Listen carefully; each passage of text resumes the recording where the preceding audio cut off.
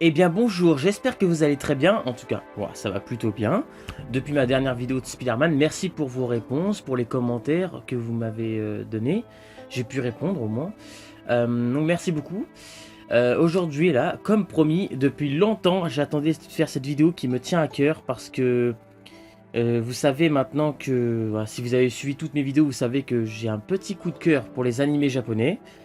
Euh, Depuis un certain temps, depuis au moins 6-7 mois, voire j'ai commencé à vraiment commencer à les regarder. Et ça me tient vraiment à cœur. Et je tenais vraiment à en faire une vidéo pour en parler. Donc voilà. Aujourd'hui, ça va être mes tops. Top 34, c'est-à-dire, j'explique. Il y aura celui que j'aime le moins à celui que j'aime le plus. En gros, ça va être comme ça. Donc, je vais commencer par ceux que j'aime les moins, par ceux que j'aime moins, et petit à petit, je remonte jusqu'à celui que j'aime le plus. Donc, en gros, voilà, je vais faire en gros comme ça. La prochaine fois, ce sera une vidéo pareille, mais de Disney, sauf que ce sera un peu différent. Disney, ce sera mes Disney préférés, en gros. C'est-à-dire, ceux que j'aime le moins, je pourrais préciser, il y a des Disney que je n'aime pas, que je vais peut-être préciser. Mais voilà, ce sera un peu différemment, la vidéo Disney, ça va se passer un peu différemment. Et puis après, A New World, partie 2, voilà.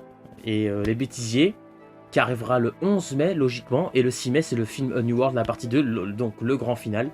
Donc voilà, c'était un peu pour vous dire ce qui va se passer bientôt sur Cinéflow. Donc voilà, aujourd'hui, ça me tient à cœur, j'ai fait toute une liste, alors là, vous la voyez pas parce que, voilà, c'est top 34, donc si je montre, il n'y a plus de surprise. Donc voilà, je vais dire celui que j'aime le moins à celui que j'aime le plus. Donc on va commencer par les animés japonais. Évidemment, ce n'est pas tous les animés japonais. Je ne les ai pas tous vus, il y en a trop. Donc en tout cas, de ceux que j'ai vus, je vais vous dire selon moi, celui que j'aime le moins à celui que j'aime le plus. Et il peut y avoir des moments où vous allez être peut-être étonné parce qu'il y a des animés japonais que beaucoup, à mon avis, sûrement adorent et que moi je vais pas aimer. Tout comme ça peut être le contraire, des gens qui n'ont pas aimé ces animés japonais et que moi j'ai adoré. Donc voilà, c'est la preuve qu'on a chacun nos goûts, voilà, ça veut rien dire. Donc voilà, on va commencer par celui que j'aime le moins, et là déjà ça commence mal à mon avis, parce qu'à mon avis beaucoup ont pu aimer ce dessin animé je pense, et alors moi c'est une déception totale, je sais pas pourquoi. C'est parti pour le premier, qui est...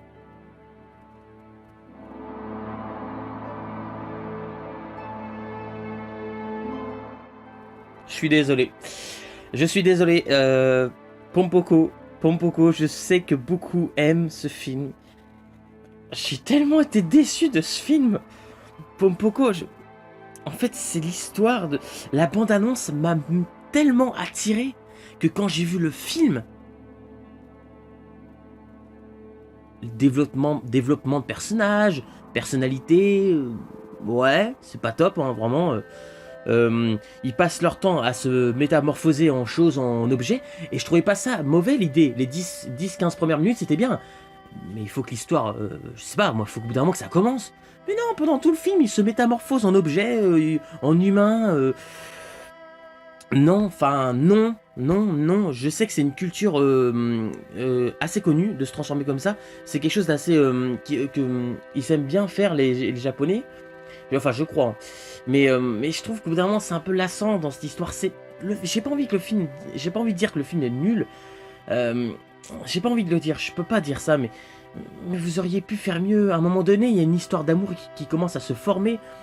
C'était tellement intéressant. Et après, c'est oublié. C'est oublié, on en entend plus parler. C'est pareil, comme les animaux qui se font tuer.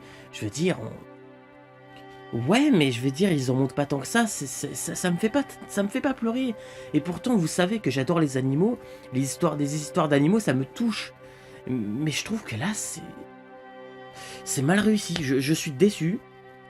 La bande-annonce m'attire beaucoup plus que le film. C'est rare. Hein. Vraiment, la bande-annonce, c'était émotionnel. Je pleurais dans la bande-annonce.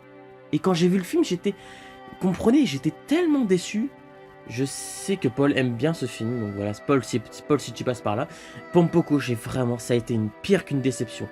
Je comprends pas l'histoire. Je sais pas, ça m'a pas touché. Et ça aurait dû, logiquement. Ça aurait dû, mais... Non. Voilà, Pompoko, s'il fallait lui mettre une note sur 20... Ah, je suis désolé. 4 sur 20. 4 sur 20, je suis désolé. J'ai dit il y a pas longtemps dans mes vidéos que je dois commencer à être dur et dire honnêtement ce que je pense par rapport au film, aux notes. Et c'est à partir de là, je dois commencer à être franc. Voilà, c'est dur, mais je trouve que j'étais trop gentil dans les notes auparavant, pour certains films et tout. Il va falloir que j'apprenne à être plus dur et dire honnêtement ce que je pense. C'est peut-être dur, mais il va falloir que je commence à être honnête. Donc voilà, je suis désolé, Pom Poko, c'est une déception totale. C'est pas une merde, mais non, j'y arrive pas.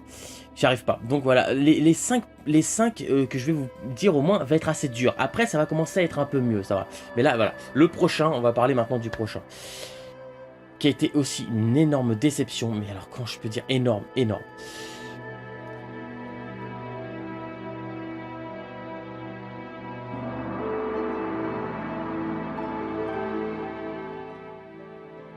Je me demande pourquoi je le mets pas en dernier. J'ai hésité entre Pom Poko et Firewall, j'arrive pas à le dire. Firewall, c'est tellement... Je veux dire, il y a des scènes, je comprends pas. Il y a un gars qui arrive, oh, j'ai envie de chier. Bah va chier. Qu'est-ce que je te dise? Bah va chier, va au chiottes. Non, je veux dire, il y a une scène comme ça. Je comprends pas. Il y a des choses, vraiment, l'émotion était censée être présente. Les 5 dernières minutes étaient assez intéressantes, mais je sais pas, les personnages sont pas attachants. On voit que c'est une fille à un moment donné qui fuit ses parents. On sait pas pourquoi d'ailleurs, on ne saura pas pourquoi. Ou alors c'est parce que j'ai pas compris. Si vous avez compris, bah, n'hésitez surtout pas à me le dire évidemment. Mais voilà, lui ça va être super rapide à en parler parce que j'ai rien retenu. Par contre les dessins sont beaux, oui c'est sûr les dessins sont beaux, mais il faut pas qu'on se base juste sur ça. Il y a des choses vraiment incompréhensibles dans ce film, voilà. Donc c'est mon avis évidemment, mais voilà. Le prochain, je sais pas s'il est très connu celui-là, mais je tenais aussi à le dire.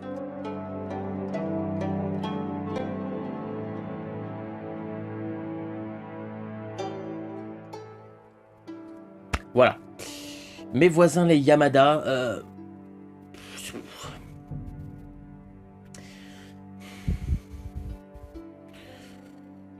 c'est pas mal, mais franchement, ouais. Vraiment, c'est oubliable, c'est vraiment oubliable. C'est l'histoire d'une famille qui a des ennuis, qui se dispute, qui se réconcilie, qui se redispute, qui se réconcilie. Il y a des jours où tout va bien, des jours où, je sais pas, il y a des moments où ils éteignent la... Je sais pas, il y a des moments, je sais pas, merde, c'est des gamins, je veux dire, il y a une télé, ah, moi je vais changer de chaîne, ah, je vais regarder ceci, je vais regarder... Ah, c'est bon, on s'en fout. Enfin, je veux dire, il y a par contre, il y a un passage, c'est vers la fin, c'est le père qui fait un discours devant sa famille, j'ai plutôt bien aimé. Mais sinon, Mes voisins Yamada, je crois que c'est un film que pas mal ont aimé. Ça reste, selon moi, pour moi, une grosse déception. Donc voilà, oh putain, on va passer à la suite. Alors là, par contre, à mon avis, tout le monde vont me tuer. Vous êtes prêts? Vous êtes prêts? Attention, prochain film que j'ai pas vraiment aimé. Attention. Ne tombez pas dans les pommes. C'est parti.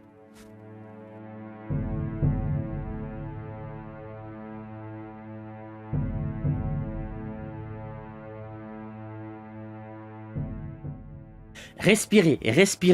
Je sais, c'est peut-être étonnant, vraiment. C'est pas de la merde, je peux pas dire ça, c'est quand même Miyazaki, faut pas abuser. Les 15 premières minutes, j'aime bien. Mais c'est quand elle rentre dans le château ambulant que j'aime pas. Parce que là, déjà, il y a trop de personnages. On comprend pas trop leurs réactions, des fois, c'est un peu étrange. L'idée de la sorcière des Landes, voilà, qui transforme Sophie en dame âgée, était vraiment une très bonne idée. Et je le dis, j'aime beaucoup les 15 premières minutes. Après, Sophie... Elle a pas l'air d'être paniquée. Enfin, elle est paniquée au début, mais je veux dire, quand elle va dehors, elle monte en haut de la montagne, elle rencontre un épouvantail qui bouge, elle voit un château ambulant. Oh, c'est quoi ça? Enfin, elle rentre dedans, elle connaît pas le château ambulant, elle rentre dedans comme ça. Déjà, on se dit, putain, tu vois ça, t'es étonné, je veux dire, t'essayes de fuir, T'as jamais vu un truc pareil de ta vie, quoi. Et je ne comprends pas ses réactions, Sophie. C'est comme à un moment donné, elle pleure. Elle pleure. Elle pleure parce que elle repense, je sais pas, à des choses tristes. Elle repense quand elle était jeune, quand on lui avait pas jeté ce sort qui l'a rendue une dame âgée, quoi. Et elle pleure parce que je pense qu'elle était triste de tout ça. Et ça commençait touchant. Et après, elle rentre dans le château. Et qu'est-ce qu'elle fait? Elle rigole avec tout le monde. Enfin, tu peux pas passer une scène triste et d'un coup, en espace de 2 secondes, passer à une scène où tu rigoles avec tout le monde. Le personnage a combien de personnalités? Sophie, elle a combien de personnalités? Je n'arrive pas à comprendre. Il y a des choses comme ça que je n'arrive pas. C'est comme à un moment donné, il y a des trucs où elle est vieille, d'un coup, l'image d'après, elle est jeune, elle est vieille. Je comprends pas. Enfin, il y a des choses qui sont intéressantes. Je peux pas dire que c'est mauvais. Déjà, il y a de belles musiques dans le film, voilà. C'est un point positif. Mais non, non, enfin, je me suis ennuyé. Après les 15 premières minutes, ça y est, pour moi, j'étais plus dans le film. Il y a une scène aussi marquante quand la sorcière des Landes commence à monter les escaliers et qu'elle commence à fondre. Ouais, c'est un peu spécial, c'est quand même marquant. Mais après, il y a des choses... C'est comme le gars en forme de corbeau, là, enfin, le gars qui se transforme. Vraiment, il y a pas mal de choses à la fin. Pourquoi à la fin, elle embrasse tout le monde? Enfin, oui, Sophie, je parle de Sophie. Non, non, c'est pas mon coup de cœur du tout, ce film. Mais je peux pas dire que c'est une merde. Non, faut pas abuser. Déjà, je vais me faire tuer par tous les gens qui adorent ce film. Mais voilà, non, c'est pas du tout mon coup de cœur. Je suis très déçu du Château ambulant. Non, c'est pas du tout. Donc voilà, ça va sûrement étonner pas mal de monde. J'en suis vraiment désolé. J'avais dit, hein, vous seriez étonné pour certaines choses. Bah, déjà, ça commence bien là. Voilà, donc désolé, Château ambulant. Je suis vraiment désolé. Au moins, je partage le même avis que Durandal. C'est déjà ça.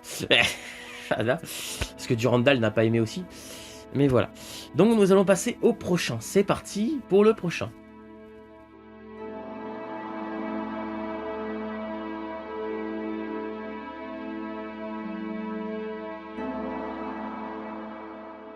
Jinro, la brigade des loups. Alors à mon avis, celui-là, presque personne ne doit le connaître. C'est pas un animé vraiment qui a marqué. Donc Jinro, la brigade des loups. Il y a des idées très intéressantes. C'est très sombre, très très sombre. Il y a pas d'humour. Ça parle de guerre. Si je me souviens bien, d'une fille qui a perdu sa sœur. Elle s'est fait exploser devant cet homme qui sera le personnage principal du film. En gros, l'homme qui a vu cette fille se faire exploser devant lui, parce qu'elle a cru qu'elle allait mourir, parce qu'il y avait tous les soldats qui étaient là. En gros, cette sœur qui s'est fait exploser, et ben cet homme, il rencontre son autre sœur qui est en vie.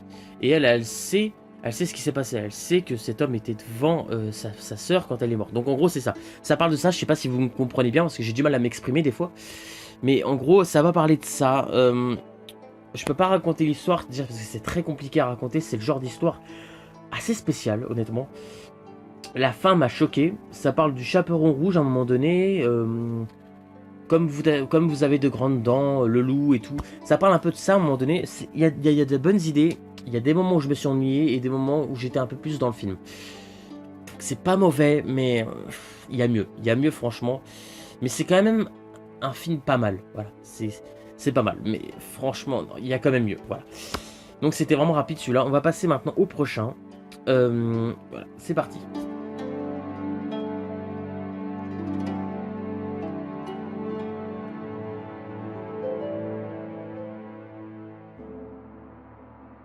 Le vent se lève. Alors oui, qui est en 29e position. Donc oui, c'est sûr que c'est vers les moins bien. Le vent se lève. C'est un très bon film. Non, honnêtement, je trouve que c'est un bon film. Mais il y a un point faible et un point fort. Le point fort, c'est l'histoire d'amour qu'il vit avec cette femme qu'il rencontre quand il était jeune et tout. À un moment donné, il lui rattrape, je crois, son chapeau, parce qu'il y avait du vent quand ils étaient jeunes. Il les a aidés à un moment donné, parce qu'il y a un tremblement de terre et tout. Et ils se revoient des années après. Et ils tombent amoureux. Et cette histoire d'amour est très bien réussie. Je trouve que ça me fait de la peine. Voilà, vous savez qu'il y a des spoilers, donc je vais spoiler. Vous savez qu'elle va être à un moment donné malade, elle va cracher du sang. Cette scène qui est assez mémorable, choquant. Et voilà, c'est une histoire d'amour qui... J'ai pleuré à la fin. Je trouve que c'est très touchant. Les illusions qu'il a en rencontrant le monsieur italien, il y avait vraiment des bonnes idées, je trouvais. Et le point faible, selon moi, hein, c'est tout ce truc qui se passe dans sa passion. Je trouve que c'est bien, les 10 premières minutes, il n'y a pas de problème, mais ils en parlent trop. Il a une passion pour les avions, il montre tous les objets, tous les trucs qui permettent de construire des avions, et je trouve ça intéressant au début. Mais après, c'est un peu répétitif, honnêtement. Donc voilà, Le vent se lève, c'est un bon film, mais non. On va passer maintenant au prochain.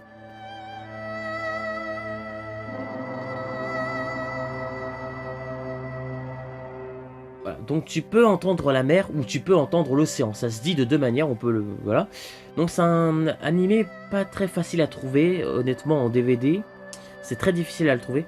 J'aime bien cette histoire, même si elle est assez basique, on va pas se mentir. Mais j'ai bien aimé l'histoire, c'est vraiment sympa. Je vois pas pourquoi ce film n'a pas trop été aimé. Il est pas mauvais. Il est assez spécial, c'est-à-dire que c'est l'histoire d'un garçon et une fille, et la fille dedans elle est assez spéciale, c'est-à-dire elle demande comme ça au garçon d'un coup plus de 1000 yens, ou même beaucoup plus, 1000 yens, enfin de l'argent. Il y a des moments un peu comme ça surprenants, elle lui fait beaucoup la tête et des fois elle rigole, on comprend pas trop, elle est assez spéciale, mais la fin, la dernière image m'a un petit peu touché, je me suis dit, ah bah elle a l'air d'être sympa sur l'image. Et vraiment, non, c'est une bonne histoire, j'ai bien aimé. Mais je peux comprendre que ce soit pas considéré comme l'un des meilleurs et choses comme ça, évidemment. Mais j'ai bien aimé l'histoire, est vraiment sympathique, c'est pas mal. Donc voilà. Maintenant, on va passer au prochain, et c'est parti.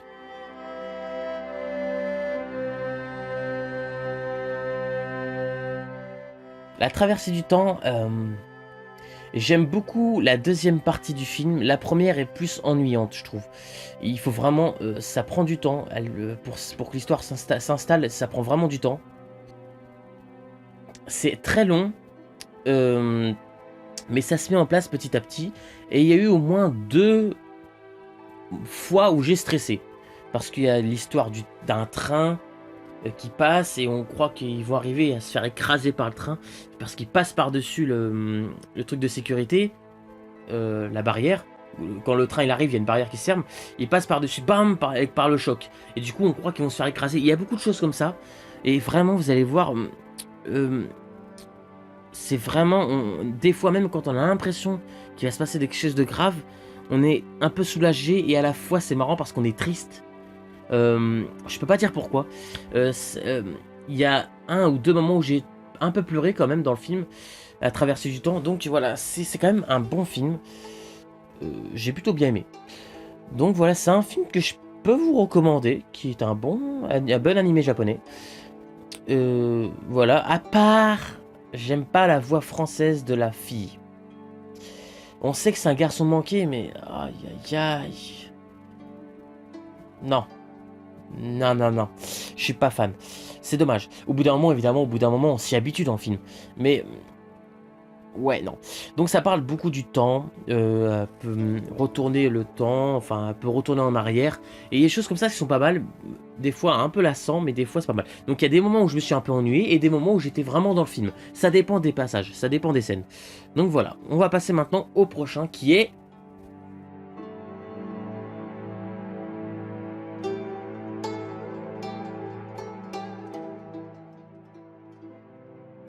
Ponyo sur la falaise. Oui, ça peut étonner parce que oui, effectivement, il est en 26e position sur 34. Donc ça peut être vers la fin, donc ça peut dire que je ne l'aime pas, mais c'est pas du tout ça. J'aime beaucoup Ponyo sur la falaise, mais ce que je trouve que c'est assez basique, c'est un peu trop enfantin. C'est peut-être les seuls petits trucs qui me dérangent.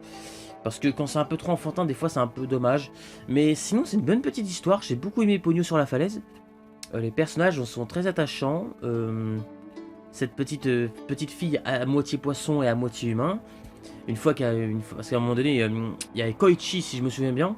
Koichi et Ponyo, donc ils sont 2. Koichi, à un moment donné, il va se blesser dans les rochers, du coup, il va saigner. Et Ponyo, elle va à un moment donné lécher le sang. C'est-à-dire que vu qu'elle a léché le sang d'un humain, et ben, elle va se transformer à peu près en humain. Elle va être moitié humain, moitié poisson. Donc voilà, et vu que son père qui vit, lui, dans l'océan, lui veut protéger Ponyo des humains, parce que les humains, il y en a qui sont dangereux. Voilà, donc ça va parler de ça. J'ai bien aimé les petites idées qu'ils ont. À un moment donné, il y a une petite promenade en bateau qui dure au moins 15 minutes, où ils essayent d'aider des gens et tout, parce que l'eau est montée très haut, et elle peut transformer les bateaux en encore plus grands, les faire grossir. Il y a des choses que j'aime bien comment elle se sert de ses pouvoirs. Euh, voilà, j'ai beaucoup aimé c'est une petite histoire, un petit peu d'amour, on peut dire, hein. Ils sont amoureux, les deux, hein. J'aime bien quand elle est pas contente, elle se venge, elle prend de l'eau et pouf, elle te crache dessus comme ça. J'aime bien, c'est un peu comique. Donc j'aime bien, mais c'est une petite histoire sympathique. Mais c'est pas un chef-d'œuvre. Mais c'est une bonne petite histoire sympathique. J'ai beaucoup aimé Pogno. Donc c'est plutôt pas mal. Voilà. Passons maintenant au prochain.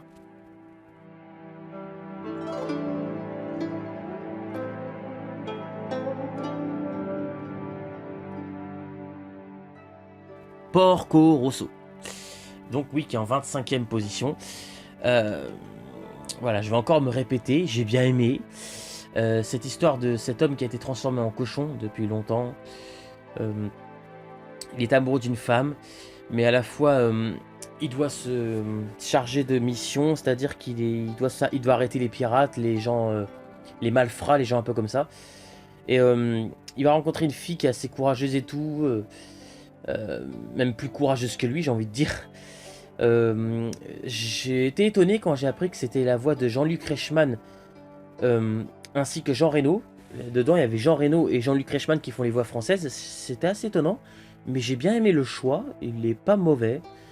J'ai bien aimé la mise en scène de la fin, c'est-à-dire où on sait qu'il est redevenu humain, mais on le voit pas. On voit pas son visage. Et j'ai bien aimé cette idée de mise en scène. Euh, alors qu'il ne soit pas avec la fille, ça m'a pas déçu parce qu'on sait qu'ils s'aiment et tout. Et ça ferait un peu trop fin, un peu trop simple, c'est-à-dire qu'ils s'embrassent et tout. Donc voilà, j'ai pas trouvé que c'était mauvais comme idée.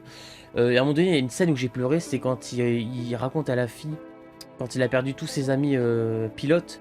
Ça fait vraiment beau, cette image est magnifique. On dirait qu'ils montent au-dessus des nuages et ils vont au paradis. Ses amis, ils partent tous au paradis, et lui, il retombe, il revient sur Terre. Et il est obligé de voir ses amis qui meurent et tout. À un moment donné, il dit viens, je prends ta place et tout. J'ai bien aimé parce qu'il avait une armée auparavant, elle a tous été détruite, son armée, et donc il a perdu presque tous ses amis. Et j'ai bien aimé vraiment ce film, c'est un petit film vraiment sympathique.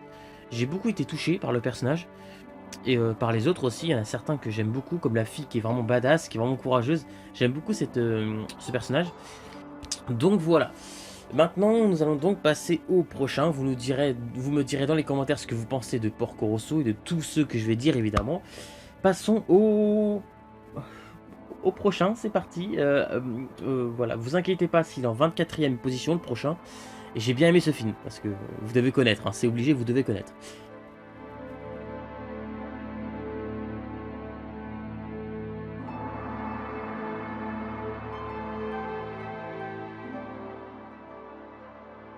Nausicaa et la vallée du vent.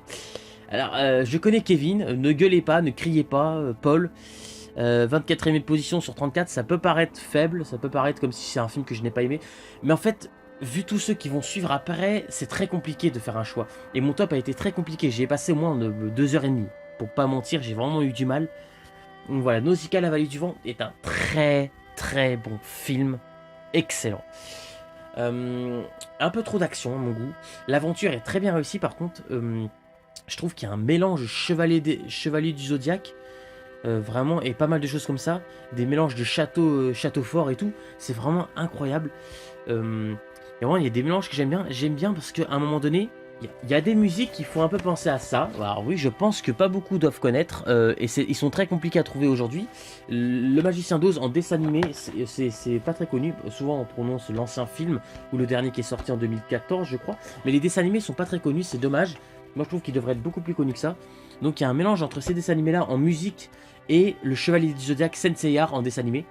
Je trouve qu'il y a beaucoup de musique qui se mélange comme ça et je trouve que c'est très bien réussi. La musique se marie super bien avec l'histoire et le style de l'histoire. J'ai beaucoup aimé. Nausicaa, la fin m'a assez touché. On ne sait pas honnêtement si elle est morte ou pas. Et j'arrive pas à comprendre aujourd'hui quand je le vois. Parce que c'est comme si elle est au-dessus d'une lumière qui est comme si elle est au paradis. Et c'est tellement beau parce qu'elle sourit et tout. Et après, sur Terre, on dirait qu'elle est vivante. Mais c'est bizarre parce qu'il y a des images qui nous fait douter, comme si elle est morte, parce qu'on voit sa tombe, je crois. Il y a une tombe à un moment donné, on voit son chapeau, ou une chaussure, je sais plus c'est quoi.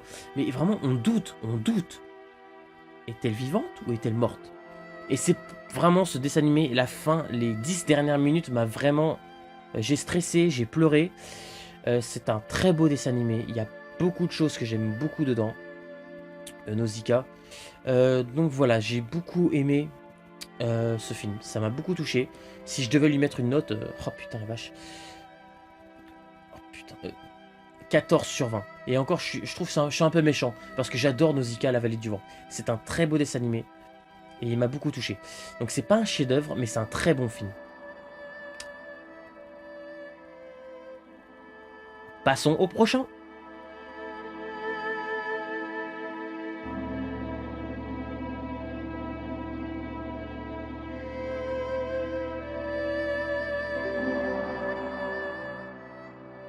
Les Contes de Terre et Mer en 23e position. C'est un dessin animé pas très connu, je pense. Un petit peu, je pense, quand même, si. J'ai bien aimé. J'aime beaucoup ce dessin animé. J'ai adoré. J'ai adoré la première fois que je l'ai vu. Vraiment, c'était un coup de cœur à l'époque, vraiment, pour vous dire. Maintenant, aujourd'hui, j'ai un peu plus grandi. Donc, ouais, je vois des petits côtés défauts un peu. Mais ça n'empêche pas qu'il est quand même bien positionné, je trouve, sur 34. Il est en 23e. Bon, c'est vrai que, voilà, c'est pas la moitié non plus. Mais j'ai beaucoup aimé ce film. Il y a des côtés, surtout la fin. Alors, franchement, les 15 dernières minutes, en gros, le combat final, j'ai kiffé. J'ai pris mon pied. J'ai adoré ce combat final. Excellent. C'est gore, c'est violent. Ah, les mains coupées. Ah, il y a les yeux noirs et blancs de la folle furieuse. Et c'est super bien flippant. Elle est en train de fondre à la fin et tout. Vraiment, il y a du sang, ça gicle à un moment. Vraiment, vraiment, j'ai adoré ce côté. Le combat final est super bien réussi. C'est digne d'un combat entre un mélange entre des dieux, un combat de vikings ou de chevaliers, de tout ça à la fois. Tout explose à la fin et ça part en vraiment parce que le personnage méchant est une femme et elle était assez ennuyante quand elle parlait, c'est-à-dire elle était beaucoup comme ça. Tu te sens bien maintenant? Il faut que tu m'écoutes. Un jour, nous allons peut-être... C'est un exemple comme ça. Elle parlait comme ça. Et à la fin, elle se déchaîne. J'ai rien compris. Elle est énervée. Elle parle pas comme elle le faisait. Elle était vraiment... Elle était vraiment... J'ai adoré la fin. Les Contes de Terre et Mer à la fin, c'est une pépite. C'est un putain de combat final. J'ai adoré. Donc ça, c'est vraiment un point positif, la fin. Et l'histoire est très touchante. À un moment donné, je me rappelle dans un champ, la fille donc, qui a été sauvée par le garçon qui a moitié fou dans sa tête au début, on pense. Il y avait beaucoup de... comment dire... beaucoup d'esclaves. Voilà, des esclaves humains. Et c'était vraiment... C'est une histoire très touchante et assez... mal, parce que tu te sens mal pour ceux qui se font, les humains qui se font attraper, qui se font traiter comme des esclaves. Donc pour revenir au conte de Terre et Mer, Terou, la fille elle s'appelle Terou. Elle m'a beaucoup touché. À un moment donné, elle chante dans un chant. Elle chante, la musique, à chaque fois ça me fait pleurer. Personnalité des personnages, Épervier, donc le magicien, j'ai beaucoup aimé le mage. La mère de Terou, vraiment il y a des choses, enfin je crois que, non je vais pas vous en dire plus, oui, parce que sinon je vais vous raconter toute l'histoire, c'est pas vraiment, enfin bref, du coup j'ai beaucoup aimé les personnages, l'histoire du garçon qui assassine son père et qui a moitié cinglé dans sa tête, c'est pour ça que Terou au début, elle va pas trop l'apprécier parce que le garçon on dirait qu'il aime que la mort, et elle aime la vie, elle, Terou, elle aime la vie, elle se dirige vers la lumière. Et elle déteste les gens qui ne respectent pas la vie. Parce qu'il y a des paroles des fois que le garçon, Aaron, dit, ça peut... Et Épervier va essayer de l'aider justement. Il est là pour ça. Et vraiment, voilà. J'aime beaucoup les Contes de Terre et Mer. Je trouve que c'est un très bon film. Excellent. Je sais pas pourquoi, je pleure en parlant de ce film. Et qu'est-ce que ça va être quand ça va être mes top 1? Putain, quand je vais arriver vers les premiers, qu'est-ce que ça va être? Putain, je pleure rien qu'en pensant, mais c'est pas possible. Bon bref, je sais que ça devient fou. Donc je dirais 15 sur 20 pour les Contes de Terre et Mer, c'est un très bon film. Et je regrette un peu d'avoir mis en 23e position, mais bon, vu tous ceux qui vont arriver après, ça va être très compliqué. Donc c'est pour ça que j'ai pas trop eu le choix. Donc les Contes de Terre et Mer, j'ai adoré. Coup de cœur. Passons au prochain. C'est parti.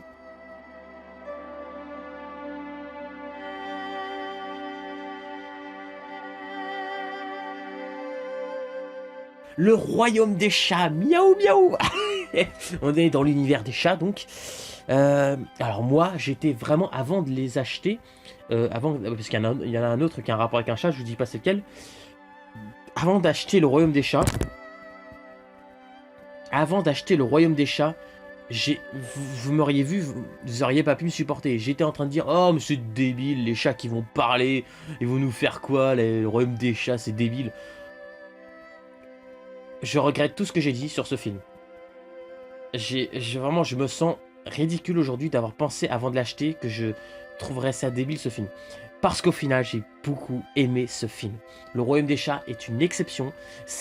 Bon, c'est pas un chef-d'œuvre, je peux pas dire que c'est un chef-d'œuvre, mais c'est un très bon film. L'aventure est géniale. Et avec le gros chat Mouta, je me rappelle, qui fait penser d'ailleurs à un chat, à mon chat, il s'appelle Bella. Voilà, vraiment, et même caractère, il veut toujours manger, il veut toujours se reposer. Si on le fait chier, il s'énerve. Pareil, moi j'ai adoré les autres personnages, donc la fille qui se fait transformer en chat. Quitte à choisir entre le royaume des chats et le ministère des chats, je préfère le ministère des chats. Voilà, si vous avez vu le film, vous comprendrez pourquoi. Mais l'aventure est vraiment géniale. Il y a de l'action, de l'aventure.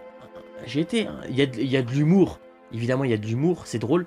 Et il y a un peu d'émotion à un moment donné. Parce que moi, ce qui m'a touché dans l'histoire, c'est Blanche.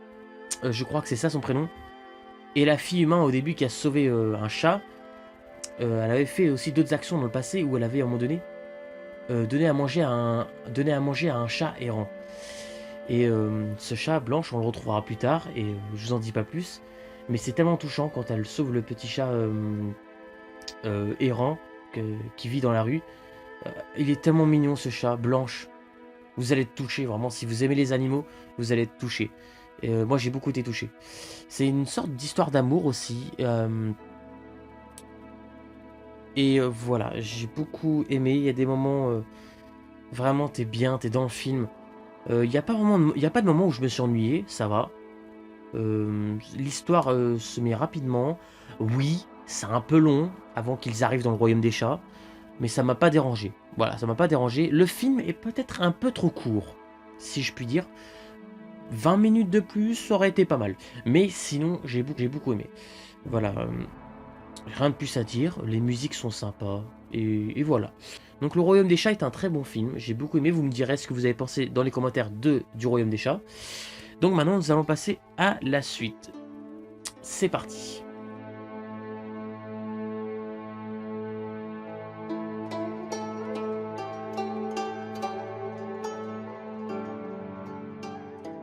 Dans un recoin de ce monde. Je sais pas si cet animé est assez connu. Je trouve qu'il devrait être un peu plus connu. Vraiment, il est plutôt pas mal. J'ai bien aimé. C'est l'histoire d'une fille qui va vivre à la campagne. Et il va y avoir une guerre. Il y a beaucoup de guerres là-haut. C'est une époque de guerre. Je crois que c'est la Deuxième Guerre mondiale. Je suis pas sûr. Vous me direz dans les commentaires si vous l'avez vu. Il y a beaucoup de choses que j'oublie. Si vous vous posez la question, il y a beaucoup de choses que je peux oublier. Donc voilà, c'est pour ça que je vous demande si... Voilà, en gros, si... Voilà. Le moment qui m'a le plus choqué et le plus atteint dans le film, c'est au moment où elle va perdre la moitié de son bras. Même un peu plus, hein, ça va jusqu'à là, je crois. Je suis pas sûr. Mais en gros, là, c'est tellement... Ça m'a... Parce qu'en fait, elle tenait une petite fille dans la main. Et voilà, je vous avais prévenu, il y a des spoilers dans cette vidéo. Si vous n'avez pas vu le film, vraiment partez, c'est le moment ou jamais. Elle tenait une petite fille dans sa main, une fille qui a un rapport avec sa famille, je crois. Et une bombe est arrivée. Et... paf, la petite fille est... Enfin bref, vous avez compris. Il y a des moments vraiment émotionnels, émotifs, voilà, qui m'a beaucoup touché. J'ai pleuré, je peux pas mentir. C'est une histoire très touchante qui parle de guerre, du monde réel dans ce qui s'est passé à la guerre. Mais c'est pas le film de guerre le plus choquant, parce que vu ce qui va peut-être sûrement arriver dans la suite, c'est sûr que non. Mais voilà, j'ai beaucoup aimé. Donc Dans un recoin de ce monde est un très bon film. Les personnages sont très attachants. Il y a de moments sympathiques, stressants, émotifs, un peu drôles je crois, un peu, hein, pas beaucoup. Et voilà. Donc voilà, très bon film. Passons à la suite. Oh putain. Bon, alors pour la suite, Kevin, si tu vois cette vidéo, ne me tue pas, je t'en supplie. 20e position, c'est quand même plutôt pas mal sur 34, c'est pas la moitié, mais ne me tue pas, je t'en supplie, ça a été très compliqué. Prochain film, attention au choc.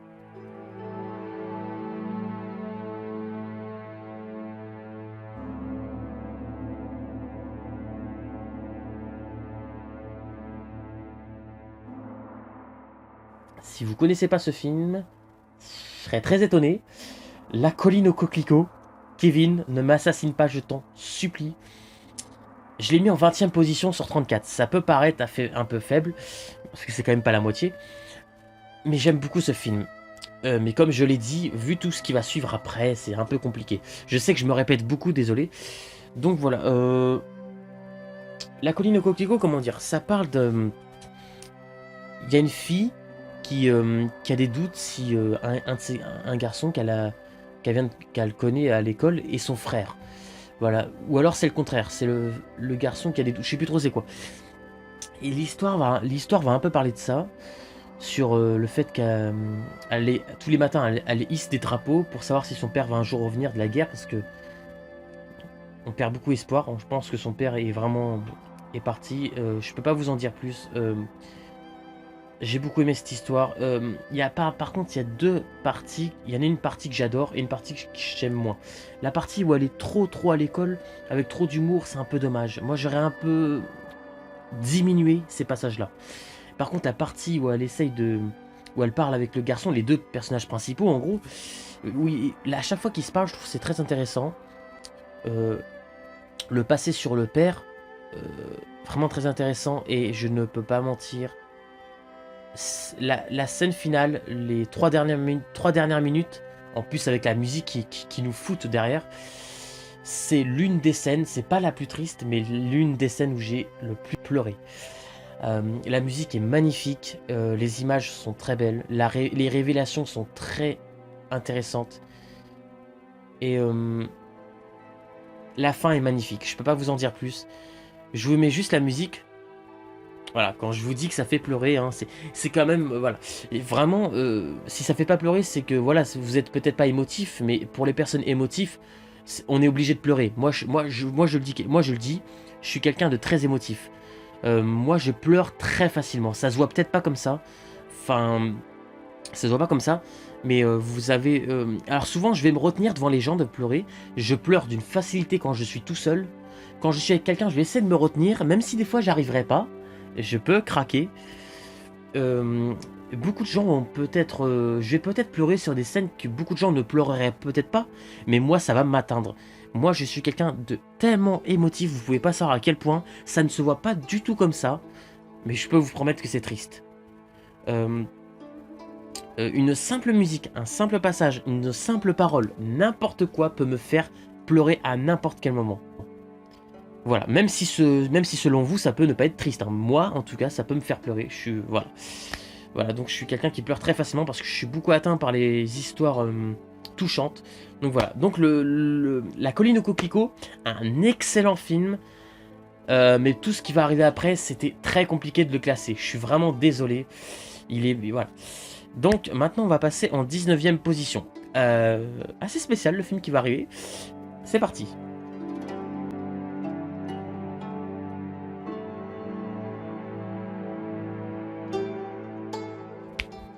Je ne sais pas si vous l'avez vu, The Garden of Wars, donc le jardin du monde, ça se dit en français.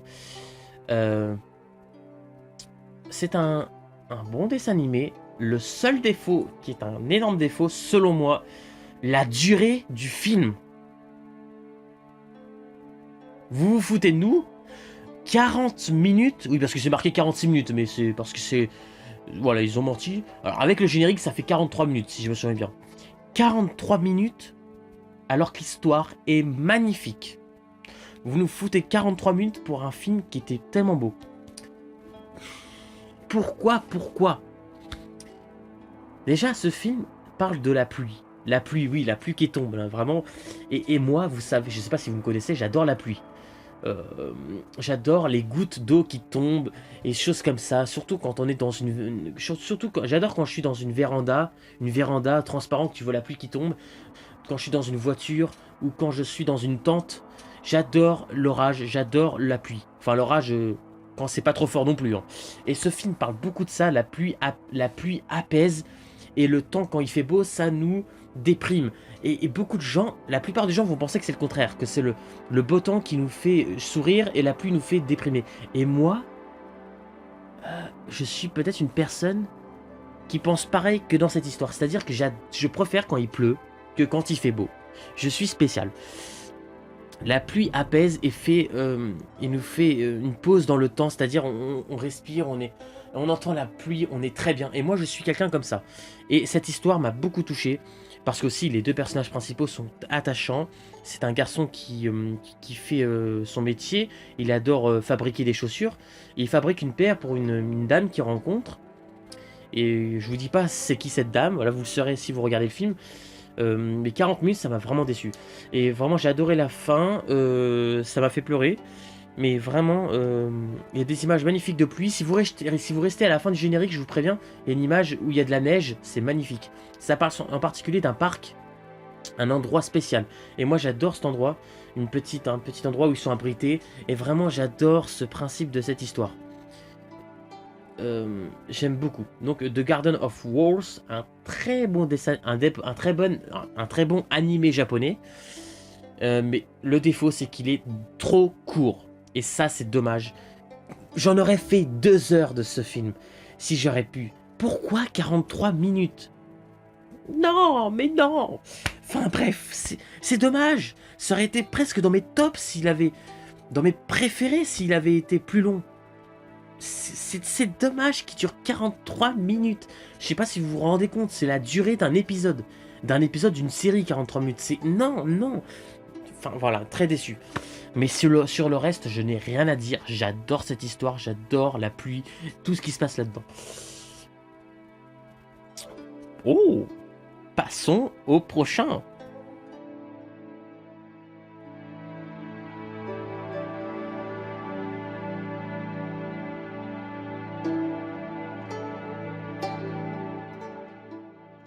Perfect Blue. Oh putain.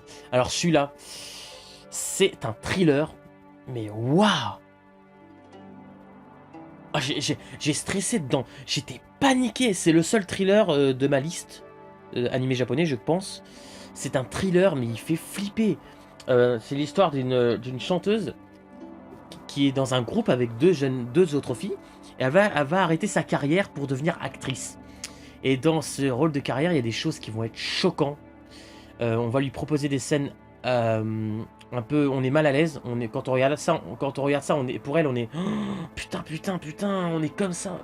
Mais putain, arrête de faire ça. Redeviens chanteuse, on a envie de dire. Arrête de faire ça, parce qu'on lui propose des scènes qui peut frôler le porno, pour dire la vérité.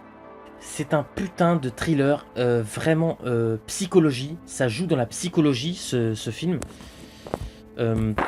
Donc il y a des scènes où elle doit, honnêtement je vais le dire, il y a des scènes où elle doit être violée. Et ça doit tellement être réaliste que le réalisateur il pousse trop cette scène, trop fort. Même il y a un gars qui doit être... Qui doit violer donc le personnage principal. Et il lui dit même dans l'oreille, il lui dit je suis désolé, je voulais pas faire ça et tout. Pour lui, même lui il trouve que ça va trop loin, mais pourtant ça l'empêche pas de retirer son froc et tout. Oh, bah non, allez, on se gêne pas. Autant continuer hein. Enfin vraiment ça pousse des fois vraiment loin, mais ça prouve comment tout ça est vraiment c'est vraiment psychopathe. C'est très sanglant, vraiment. Il y a une scène où je lui dis c'est un couteau ou un ciseau, je sais plus trop c'est quoi, mais paf, allez on n'hésite pas dans l'œil, ça gicle. Vraiment il y a des moments, ça Perfect Blue, c'est pas un animé que je montrerai peut-être à mes enfants de 5 ans, faut pas abuser. Faut pas abuser, moi je dis que c'est interdit au moins de 10 ans quand même, faut pas abuser. C'est assez choquant des fois. Mais c'est un putain de thriller tellement bien réussi. Quand elle est dans son appartement, elle fait des cauchemars, des rêves. Des fois, il y a un moment où j'ai sursauté. Vraiment, elle est dans son appartement, on sait pas ce qui peut arriver. Ce gars, il faut que j'en parle. Il y a un gars là-dedans. Oh, mais quand tu le vois, t'es... What the f... Mais il fait flipper ce gars. Il a les yeux tout blancs avec ses dents toutes déformées, ses grosses dents là. je sais pas, non mais moi je sais que sur moi ça fait ridicule, mais regardez cette tronche putain.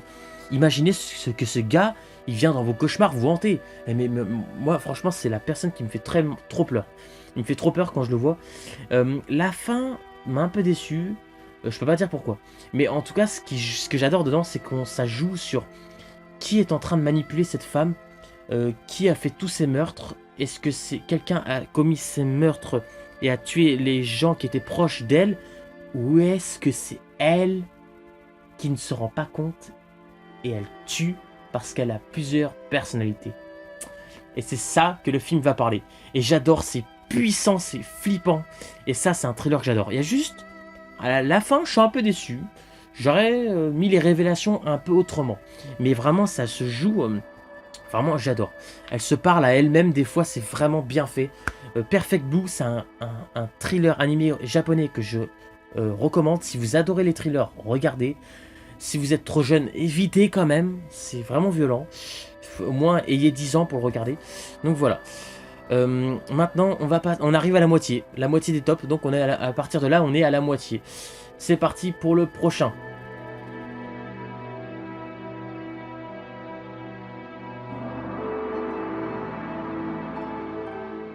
Mirai, ma petite sœur. Je pense que cet animé est un petit peu connu, mais pas trop. Voilà, j'ai beaucoup aimé. Je sais que je me répète tout le temps. Je trouve que c'est un animé japonais vraiment très sympathique. Les 30 premières minutes, ouais, c'était moyen. Mais après, ça devient vraiment... La deuxième partie est plus intéressante, je trouve. Il rentre plus dans l'histoire du gamin, c'est-à-dire quand vous êtes enfant... Voilà, vous êtes le chouchou de vos parents, vous êtes le seul. Voilà. Et quand d'un coup les parents viennent d'avoir un autre enfant, vous, on va avoir tendance peut-être à vous oublier un peu plus parce qu'il y a un nouveau bébé qui vient d'arriver. Et on va forcément plus s'occuper du bébé que de vous qui avez au moins 7 ans, vous êtes plus grand. Donc vous êtes un peu jaloux. Et ça arrive souvent à beaucoup de personnes. Je sais pas comment j'aurais réagi si j'avais une sœur ou un frère. Je sais pas si j'aurais été jaloux ou pas. Moi j'aurais toujours rêvé d'avoir une sœur ou un frère. Plutôt une sœur, moi. Donc voilà, ça parle beaucoup de ça, de comment il réagit, l'enfant, comment il se sent d'être un peu rejeté. Enfin, il a l'impression d'être rejeté. C'est pas forcément ça, faut pas abuser. Un petit peu, c'est vrai, mais voilà. Et du coup, il va repenser à des choses. Il va revoir son grand-père qui lui apprenait à faire de la moto parce qu'il avait peur de monter sur un vélo. Et son grand-père, dans ses pensées, il va lui faire de la moto.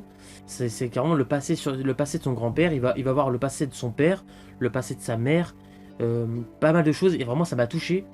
Il y a des moments où j'ai pleuré. 2 moments où j'ai sursauté, par contre. Vraiment, j'ai pas compris. Et à un moment donné, je peux pas dire dans quelle scène, mais il cherche sa mère à la gare, ses parents. Il tombe sur sa mère. Et quand elle se retourne, j'ai sursauté parce que je peux pas vous dire ce qui se passe, mais... What the f... J'étais comme ça. Et voilà. Donc Mirai, ma petite sœur, est un animé japonais que je recommande. Il est excellent. C'est pas un chef-d'œuvre, mais c'est un très bon film. On va passer maintenant au prochain. C'est parti.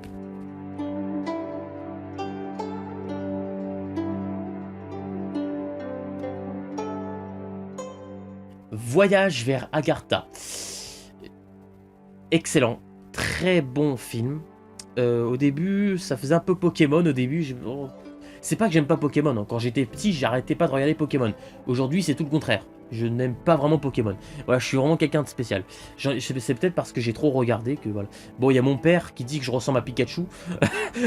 Vous me direz dans les commentaires si je ressemble à Pikachu. Je sais que j'ai les joues un peu rouges, mais bon, j'ai pas des petits points non plus comme Pikachu. Voilà. Donc voilà, au début, ça me faisait un peu penser à Pokémon parce qu'il y a une bestiole à un moment donné qui va arriver.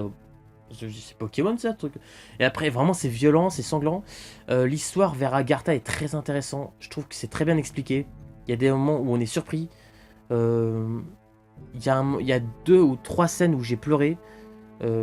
Énorme spoiler, à un moment donné il y a un chat qui va mourir. J'ai pleuré parce que déjà la musique derrière. Les Japonais s'y connaissent en musique, je vous le dis. Hein. Quand ils ont décidé de te faire pleurer, t'as du mal à résister. Hein. Une scène où vraiment, la scène finale où le professeur veut retrouver sa femme, et il la retrouve, mais après elle redisparaît, parce que je ne peux pas vous dire ce qui se passe, ça me fait vraiment de la peine pour le professeur, qui est à la fois un gros con, et à la fois qui est quelqu'un de très gentil et attachant. C'est quelqu'un d'assez spécial, un peu égoïste sur certains points, mais vraiment très touchant, je trouve, le professeur qu'il y a dans l'histoire. Il y a pas mal de scènes où j'ai vraiment pleuré. assez mystérieux. Il y a des moments très mystérieux où on a l'impression que certains personnages vont se faire manger vivants par des créatures. Et vraiment, voilà, Voyage vers Agartha est un très bon film, excellent. Il y a de très belles musiques. Il y a l'au-delà, un peu montré, l'au-delà où on peut revoir ceux qui sont morts, ceux qui nous sont chers à nos yeux qui sont morts. Et on peut les revoir, mais est-ce qu'on peut les ramener à la vie? Ça c'est le suspense du film, je ne vous en dis pas plus. Foncez le voir, Voyage vers Agartha, un excellent film. Passons au prochain. Ouh, passons au prochain, c'est parti.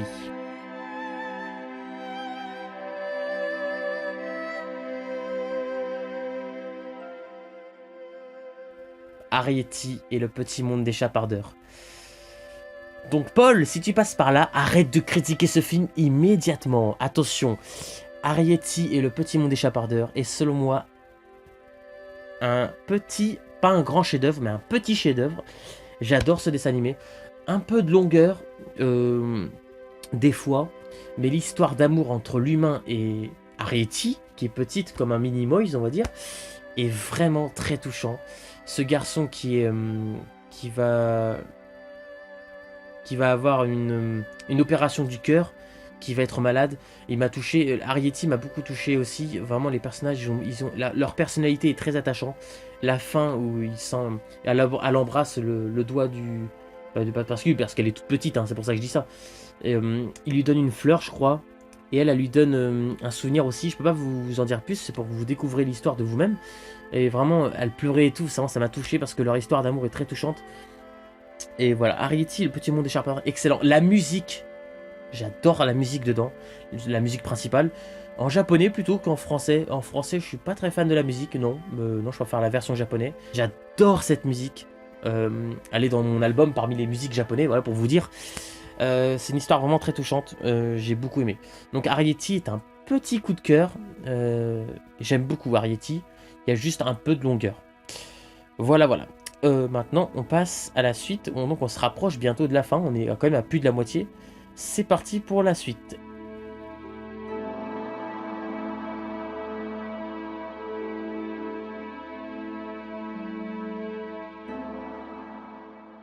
Omid Poroporo, souvenir goutte à goutte.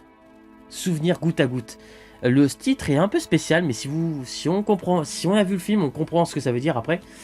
Je sais pas ce que j'ai après goutte à goutte, Poroporo, ce dessin animé. Je sais pas ce que j'ai après ce dessin animé. J'adore ce dessin animé. Kevin a été un peu déçu, d'après ce que j'ai compris. Moi, j'adore. Alors, faut que vous sachiez que... Voilà. Donc voilà. Je l'ai que en version japonaise. Je sais pas si vous verrez en bas, c'est écrit. Je ne l'ai qu'en version japonaise, c'est-à-dire qu'il n'y a pas français. Évidemment, hein, il y a sous-titres français, mais la version est japonaise, c'est-à-dire que vous... Voilà. Donc ça m'a un peu étonné, mais ça m'a pas empêché d'être dans l'histoire. J'ai énormément aimé cette fille qui part à la campagne, qui se revisualise dans sa tête des souvenirs quand elle était enfant. D'ailleurs, elle est tellement touchante quand elle est enfant, je trouve. Elle est très touchante. Et elle se rappelle des souvenirs... qu'est-ce qui s'était passé à l'école quand elle était jeune. À un moment donné, les filles, elles parlent de leurs règles, carrément pour dire, ils découvrent l'ananas, le fruit, ils goûtent à un moment donné. Il y a pas mal de choses comme ça que j'ai bien aimé, mais c'est surtout quand elle arrive à la campagne des proches de sa famille. Je peux pas vous en dire plus. Et elle va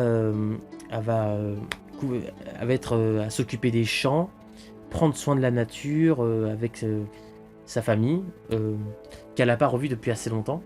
Et j'ai beaucoup aimé, et elle revient par ailleurs dans la maison où elle vivait quand elle était enfant, avec ses parents à l'époque, qui étaient un peu durs, surtout son père. Son père, je le trouvais un peu... Ouais, il parlait pas, il était un peu chiant, mais je le trouvais pas méchant, jusqu'à temps qu'il gifle le personnage principal, excusez-moi, parce que elle est sortie dehors pieds nus, ou en chaussettes, je sais plus trop. Donc moi, il y a ma fille qui sort dans le jardin en pieds nus, admettons, je vais pas la gifler pour ça. Ça va pas bien, quoi. Et le père, à un moment donné, il la prend comme ça, on dirait qu'il va lui en foutre... On dirait qu'il va lui mettre un coup de poing, quoi. Et après, une baffe comme ça. Mais ça va pas bien, quoi. C'est quoi ce père sévère? Laisse tomber, moi j'ai dit, dégage, toi. Et elle m'a touché la fille, je me suis dit, mais c'est quoi le père que t'as, sérieusement? Enfin, merde. Ça m'a beaucoup touché. qu'elle se revisualise les images du passé, où elle se remet en question. À un moment donné, elle s'est moquée d'un enfant quand elle était jeune, parce que l'enfant était pauvre, il se grattait le nez de l'intérieur. Bon, c'était un enfant pauvre qui avait une famille pauvre, et du coup, il n'était pas accepté vraiment, et on se moquait de lui. Et elle s'est moquée de lui, et elle se remet tellement en question. Quand elle est adulte, elle dit pourquoi est-ce que j'ai jamais parlé à cette personne, pourquoi est-ce que je me suis jamais excusé. Il s'appelait Abbé, en plus, je me souviens de son prénom. Et voilà, il y a vraiment des choses touchantes. Alors, vraiment, les 5 dernières minutes, j'ai pleuré. J'arrivais pas à me retenir. Parce que t'as un mélange, c'est trop bien fait. T'as un mélange entre elle, adulte, et elle, enfant, dans la même scène. On les voit. Et, euh, et vu qu'elle a grandi, elle part avec un homme qu'elle aime. Et elle, en enfant, elle voit, elle, en adulte, en train de partir. Et elle est un peu triste. Et ça s'arrête l'histoire. Et c'est magnifique. C'est magnifique, j'ai adoré cette fin. Un coup de cœur. Souvenir goutte à goutte, vraiment un petit coup de cœur. J'ai beaucoup aimé cette histoire à la campagne qui apaise, qui rappelle que la nature, il faut la protéger. Et vraiment, c'est très touchant. Donc vraiment, excellent film. J'ai beaucoup aimé.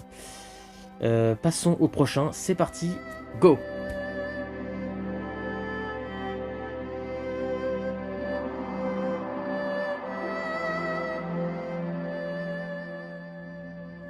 Un été avec Ku. Ku. Donc c'est le plus long de tous les animés japonais. Il dure 2h20, je crois. Vraiment, il y a des moments choquants, tristes, un peu comiques. Choquant, quand je dis choquant, bah, par exemple, spoiler énorme. Le père de Ku, qui est voilà, c'est une petite, c'est un kappa. Ça ressemble un peu à une grenouille, un peu à une chose comme ça, un peu différent évidemment. Ça ressemble pas totalement à une grenouille, qui peut se figer dans un caillou et tout pendant des années et tout. Du coup, son père va se faire tuer par des samouraïs parce que là, il voulait qu'on protège et on prenne soin du marais là où il vit. Et le samouraï, il est passé là, un humain. Il a coupé le père de Ku en 2 morceaux. Et ça a saigné. C'était gore, violent et c'était choquant. C'est sûr, quand on est petit, on est choqué de voir ça. Et donc, ça va parler de ça. Donc, ce Ku qui va, des années après, rencontrer un enfant qui va prendre soin de lui, mais il va beaucoup avoir peur parce qu'il ne sait pas si les humains sont tous dangereux ou pas. Il va être accepté au bout d'un moment dans une famille où un jour il reverra le bras de son père qui a été coupé depuis des années par le samouraï. Il va y avoir des moments touchants avec un chien. Je peux pas vous en dire plus. Un chien qui s'appelle Chef. Et j'ai tellement pleuré, mais que vous pouvez pas savoir à quel point. Il y a des petits passages qui rappellent un peu des côtés Dieu, où il y a Dieu qui à un moment donné qui va être un peu là d'une certaine manière. La fin est assez touchante. On dirait qu'il va revoir son père.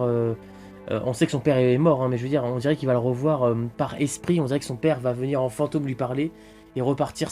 C'est une histoire très beau, très belle, qui rappelle qu'il faut protéger la nature, que la nature est là. Il faut pas la détruire. Il faut prendre soin de la nature. Voilà, je lis donc la phrase. Un été avec Ku est une fable écologiste qui rappelle que l'humanité s'est coupée de la nature au point d'en devenir son ennemi. Et c'est vrai, l'humanité s'est coupée de la nature au point d'en devenir son ennemi, c'est vrai. Vraiment, c'est un animé qui m'a touché. Prenez soin de la nature pour ceux qui prennent pas soin de la nature. Cet animé vous touchera si vous l'avez pas vu. C'est le plus long de tous, 2h20, mais il est excellent. Excellent, un petit chef-d'œuvre, vraiment excellent. Passons donc à la... Oh là. Oui, parce que je vois le prochain, ça me dégoûte un peu de le mettre vers là. J'aurais vraiment voulu le mettre vraiment dans mes tops. Putain. Après, il est plutôt en bonne position, hein, mais... Enfin bref, passons au prochain.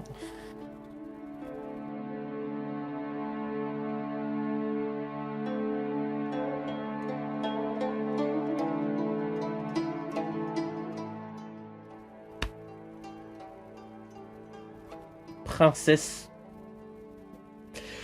Mononoke en 12e position. Alors que je l'aurais plus vu en 8e position, au moins quand même. Oh, ça, c'est horrible. Parce que c'est un animé que je kiffe. Princesse Mononoke, je l'adore cet animé. pourquoi je l'ai mis en 12e position? Pas parce que ceux qui vont arriver après sont encore meilleurs, mais c'est trop compliqué, c'est une torture. Donc Kevin, il va se demander, oui, Kevin, si tu regardes la vidéo, tu vas te dire, toi qui adore Mononoke, tu le mets en 12e. Bon, déjà sur 34, il faut quand même qu'on rappelle qu'il est en 12e, donc il est plutôt bien classé. J'ai pas d'explication. Mononoke n'a pas de défaut, il est excellent comme dessin animé. La fin qui est juste un peu trop rapide, La fin est un peu trop rapide à mon goût, mais sinon c'est un excellent film. Ça me déçoit de le mettre en 12e, mais bon. Voilà, donc c'est l'histoire qui... Oui, voilà, encore, il faut protéger la nature. Mais ce que j'aime bien dans cette histoire, du Randall, on a parlé d'ailleurs, c'est que chacun a raison et tort. Et c'est vrai, parce que Mononoke a la raison et à la fois elle a un peu tort sur certaines choses, et les humains pourris qui vivent dans le village ont raison et tort à la fois aussi. Il y a des choses qui fait que vraiment... il y a des moments vraiment... c'est sanglant, oui, c'est assez violent. Mononoke, je trouve qu'elle est très attachante comme personnage. Au début, elle fait un peu flipper. Et d'ailleurs, elle reste toujours flippante, mais quand on apprend à la connaître, on apprécie tellement mieux son personnage. Le personnage principal, le garçon qui a été touché par une malédiction, son bras il est touché. Et ça fait un peu flipper d'ailleurs, comment ça bouge. Il est très touchant ce garçon. Il essaye de sauver les deux clans, que ce soit la nature ou les humains. Les humains, oui bah c'est ça en gros. Et j'aime bien. Donc Princesse Mononoke est un chef-d'œuvre, excellent. Mais j'ai beaucoup aimé Princesse Mononoke. Donc voilà, les personnages sont très touchants dedans. C'est assez violent. J'ai un peu pleuré à un moment donné. Parce que pendant pas mal de moments, il y a pas mal d'actions et d'horreur qui va se passer. Et quand on voit à un moment donné, parce qu'à un moment donné, il va y avoir pas mal d'actions et un peu d'horreur qui va se passer. Et à un moment donné, tout ça va s'apaiser, s'arrêter et devenir beau. Et c'est là qu'on a envie de pleurer parce qu'on se dit, oh putain la vache. Ah, ça fait du bien de voir ça, c'est beau. Après tout ce qu'ils se sont tapés, tout ce qu'ils ont dû subir ces personnages, de voir d'un coup tout ça accompli et de voir tout ça... Enfin, je peux pas en dire plus, mais c'est tellement beau. Il y a un passage qui est tellement beau. À un moment donné, ils se serrent dans les bras, ils se prennent comme ça. Mononoke et le garçon. Et vraiment, c'est très touchant. Mononoke est un personnage très attachant. Il y a le dieu de la forêt, vraiment. Il y a des choses que j'ai beaucoup aimé dans ce film. Les femmes dedans, ce que j'aime bien, elles sont badass. Elles sont pas montrées comme des faibles. Elles sont là, tu les fais chier, t'as intérêt à courir, à partir en courant. Et ça, ce que j'aime bien, c'est qu'on n'utilise pas la femme comme ah vas-y, toi tu nettoies et moi je suis le bonhomme donc je vais en course. Non, on les utilise vraiment comme des personnages forts, les femmes. C'est ça que j'aime bien. C'est ça la force de Mononoke. Donc j'adore. Voilà. Donc voilà, Mononoke, c'est tout ce que je peux dire. C'est un excellent film, excellent. Je ne peux pas trouver vraiment de défaut à part la fin qui est un peu trop rapide. Mais sinon, excellent. J'ai beaucoup aimé, ça m'a touché. Passons maintenant au prochain, qui est très connu d'ailleurs.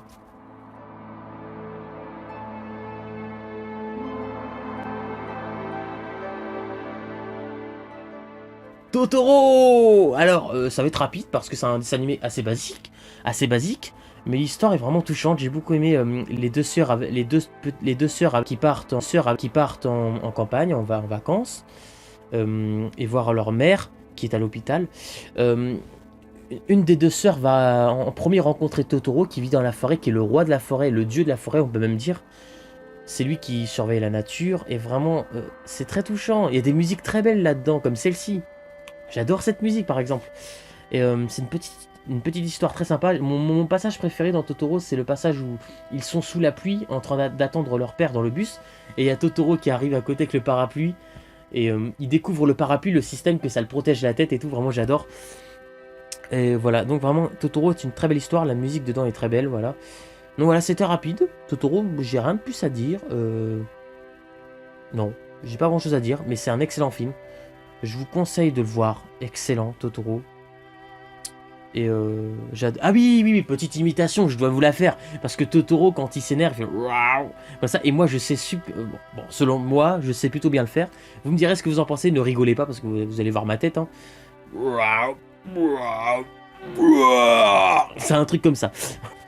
Voilà, je peux pas crier trop fort parce qu'il y a mes parents en bas. Sinon, j'aurais crié beaucoup plus fort, hein, vous inquiétez pas. Donc voilà, mais vous allez me dire si plutôt j'imite bien Totoro. Est-ce que j'arrive bien à l'imiter ou pas? Vous me direz dans les commentaires ci-dessous. Passons maintenant au... Oh, Passons au prochain. C'est parti. Bah alors lui, c'est vraiment un drame. C'est parti, mon kiki, pour le prochain.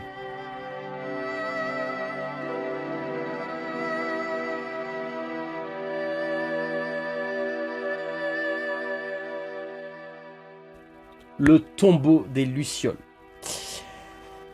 Je crois que j'ai jamais autant pleuré devant une fin de film que le tombeau des Lucioles. C'est un drame total. C'est comme avait dit Michael G. En gros, quand on voit le tombeau des Lucioles, on perd foi en l'humanité. C'est vraiment à ce point-là, je peux pas vous mentir.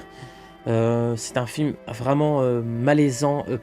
Tu trembles, tu pleures, tu te sens pas bien quand tu vois ça. Surtout, mais la fin, les 4 dernières minutes, les 5 dernières minutes. Oh la vache, c'est l'histoire entre un frère et sa petite sœur qui sont dans une époque de guerre. Ils vont devoir essayer de survivre, ils vont faire plein de choses pour essayer de survivre. À un moment donné, il va se faire taper parce qu'il voulait... Il a voulu de la nourriture, mais pour nourrir sa petite sœur qui était pas bien.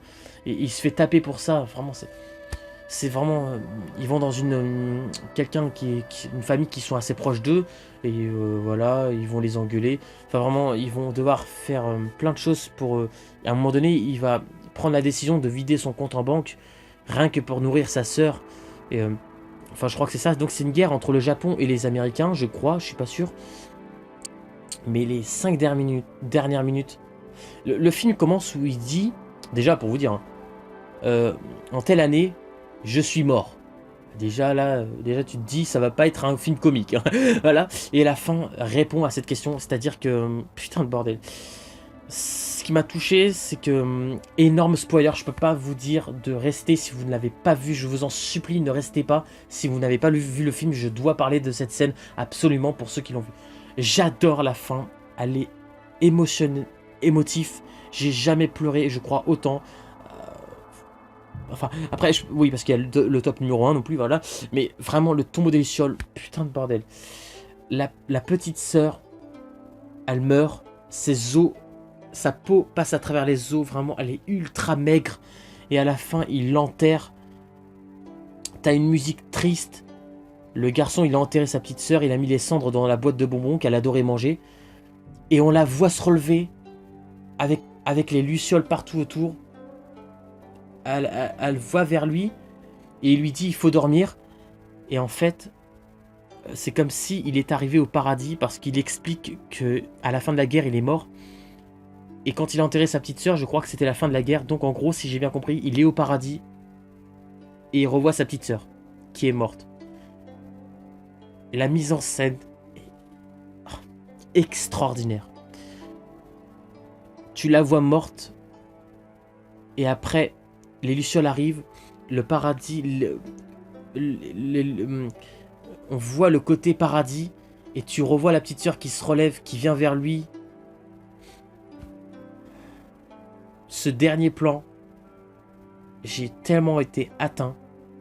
Pour ceux qui sont pas émotifs dans les films, vous allez avoir du mal à ne pas pleurer devant cette scène, c'est pas possible. C'est la musique derrière en plus, elle est tellement belle. Enfin vraiment la fin m'a touché.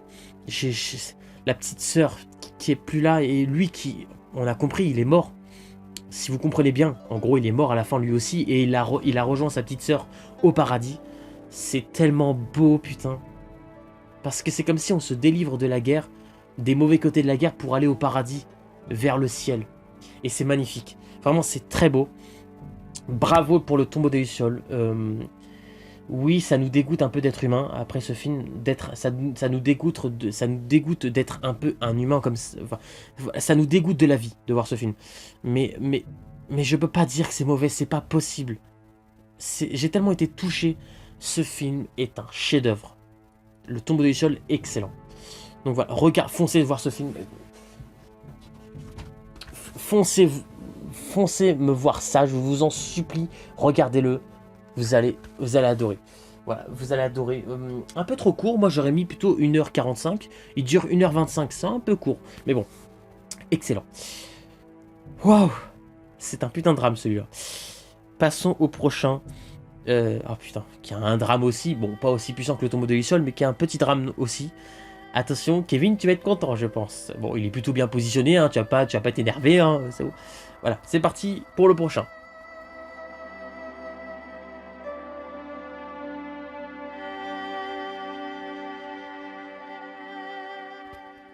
Souvenir de Marnie. Hiromasa Onebaishi. J'espère que j'ai bien prononcé. Donc, il est réalisé par cette personne que je viens de dire. Vraiment, j'ai été étonné. Il est très bon, ce film, excellent même. Un petit chef-d'œuvre. Franchement, il n'y a pas de problème. Les personnages principaux sont très touchants. Donc les deux personnages qu'on voit sur la couverture. Il y en a une des deux qui a plus de mystère parce qu'on ne sait pas trop c'est qui. Je vous en dis pas plus. Mais déjà, une des deux personnes, il y a Marnie et Anna. Une des deux personnages est très touchante, je trouve. C'est-à-dire que quand elle est à l'école, elle se sent très différente et très mise à part des autres. Elle se sent très différente des autres et elle se déteste, pour dire. Et c'est ce genre de personnage que je trouve attachant et qui me fait de la peine. Parce que justement, moi, je préfère une fille assez pensive qui est pas comme les autres filles à se la péter. Je préfère une fille qui est comme ça, qui se pose beaucoup de questions pour dire et tout, et qui elle se déteste. Et moi, une fille comme ça, je la soutiens. Je la soutiens. Je préfère une fille qui s'aime pas qui s'aime pas elle-même pour que je puisse la soutenir, plutôt qu'une fille qui se la pète tous les jours à dire ah moi je suis belle, ah, regarde-moi ça, regarde-moi comment je suis belle. Non non, moi je préfère une fille vraiment. En tout cas bref, cette histoire souvenir de Marnie m'a beaucoup touché. Avec donc cette fameuse personne qui s'appelle Marnie. Donc on n'en sait pas beaucoup avant de voir la fin et la révélation. J'ai beaucoup aimé. Au début, je pensais que ça allait être deux femmes qui allaient s'aimer. Je peux pas vous en dire plus, c'est pas vraiment ça. Il y a un peu de ça dedans, et ça parle d'un silo à un moment donné. Il y a un silo donc où un des deux personnages déteste s'enfermer parce qu'elle a peur, et une des deux va la soutenir en cas de tempête et tout. Il y a beaucoup de clins d'œil que j'ai adoré. Les images sont très belles, les dessins sont magnifiques. Vraiment les personnages sont très attachants. La musique est plutôt pas mal, j'aime beaucoup la musique. Et voilà, il y a des moments où j'ai pleuré évidemment. Voilà, je vous ai dit, je suis quelqu'un de très émotionnel, je pleure facilement. Donc j'ai pleuré à beaucoup de reprises dans Souvenir de Marnie. Parce que ça m'a touché, parce que je suis un peu comme une des deux personnages, je peux pas vous dire c'est qui. Auquel j'ai dit, quand on était à l'école, on était beaucoup mis à part. Certains se sentent pas comme les autres personnes et se sentent très différents. Et moi, j'étais pareil à l'école. C'est-à-dire que moi, j'étais beaucoup mis à part quand j'étais à l'école. Et je me sentais très différent des autres parce que les autres, voilà, on les considérait comme des personnes normales. Et moi, j'étais pas normal. Alors que moi-même, je me trouvais pas quelqu'un de pas normal. J'étais juste différent. J'aimais d'autres choses que les autres n'aimaient pas. J'aimais souvent être dans mon coin, écouter la nature, et choses comme ça. Donc moi je suis quelqu'un un peu comme ça. Et voilà. Donc voilà, donc Souvenir de Marnie m'a beaucoup touché. L'histoire est magnifique, j'ai pleuré. Et c'est un très bon animé japonais. Beaucoup l'ont critiqué à mes souvenirs. Arrêtez, vous êtes pas sérieux. Souvenir de Marnie est excellent. Enfin, vraiment, selon moi, il est dans mes tops. À partir du top 10, de toute façon, c'est là que devient vraiment mes coups de cœur. Pour vous dire, donc depuis le tombeau de Luciole, c'est à partir du tombeau de Luciole que mes tops commencent à arriver. Donc voilà, Souvenir de Marnie, excellent, très bon point, très bon film. Passons au prochain. Oh oui, passons au prochain.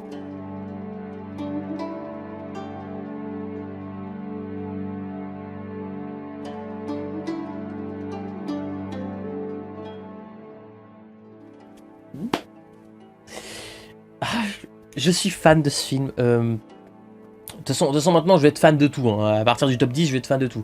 J'ai adoré Si tu tends l'oreille, c'est un très bon film. J'ai été surpris, je pensais même pas le mettre carrément en 8ème. C'est une très bonne position. Excellent. Je sais pas ce que j'ai après ce dessin animé, j'adore Si tu tends l'oreille. La musique, déjà, quand elle chante Country Road,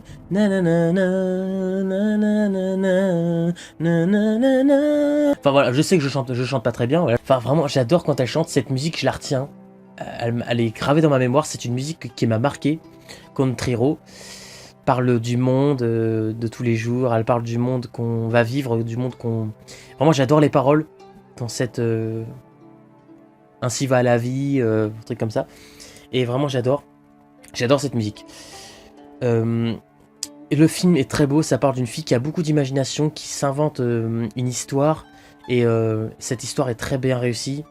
C'est vraiment une fille qui a beaucoup d'imagination, et elle s'inspire beaucoup, elle crée des choses, et il y a une histoire d'amour dedans, et avec beaucoup de clins d'œil au Royaume des Chats, le dessin animé. Dans ce film avec le baron, il y a beaucoup de clins d'œil à un moment donné. Et j'ai beaucoup aimé les clins d'œil qu'il y a dedans. La fin, bah, même pas, il n'y a pas que la fin, hein, j'ai pleuré. Même, pour vous dire, quand elle chante contre Hero, je sais, il y a beaucoup de gens qui vont pas pleurer. Moi, je pleure. Et vous allez vous dire, il n'y a pas quelque chose de super triste de flan. Et ben moi, je pleure quand j'écoute ça. Ouais, c'est pour vous dire. Hein. Je préfère quand elle chante en japonais, par contre.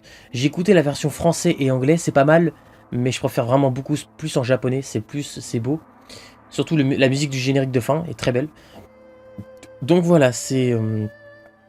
j'ai beaucoup aimé. Je sais pas si j'ai parlé de tout, mais voilà. Enfin voilà, j'ai adoré Si tu tends l'oreille. C'est un très bon animé japonais avec des choses très touchantes. J'adore ce genre de petite histoire qui prend son temps, qui est calme, posée, pas trop. Il faut pas aller trop vite. J'adore ce genre de petite histoire où ça prend son temps. Certains vont dire qu'il y a des longueurs, mais moi je trouve que même s'il y a des longueurs, c'est très bien utilisé. Et je me suis pas ennuyé une seule fois. Donc voilà, dans son imagination, elle a créé un monde avec un chat qui lui parle et tout. Et voilà, vraiment, voilà. Enfin bref, j'ai adoré. Voilà mon 8ème. Maintenant, on va passer à mon top 7, le 7ème.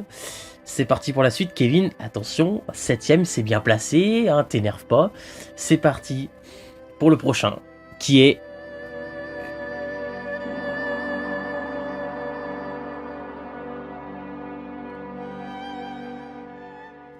Your Name. Oui, j'ai beaucoup aimé ce film. Alors, je vais pas mentir. Les 40 premières minutes, la première fois que je l'ai vu, les 40 premières minutes, je me suis un peu ennuyé. Mais à un moment donné, il va se passer un choc. Spoiler. Voilà.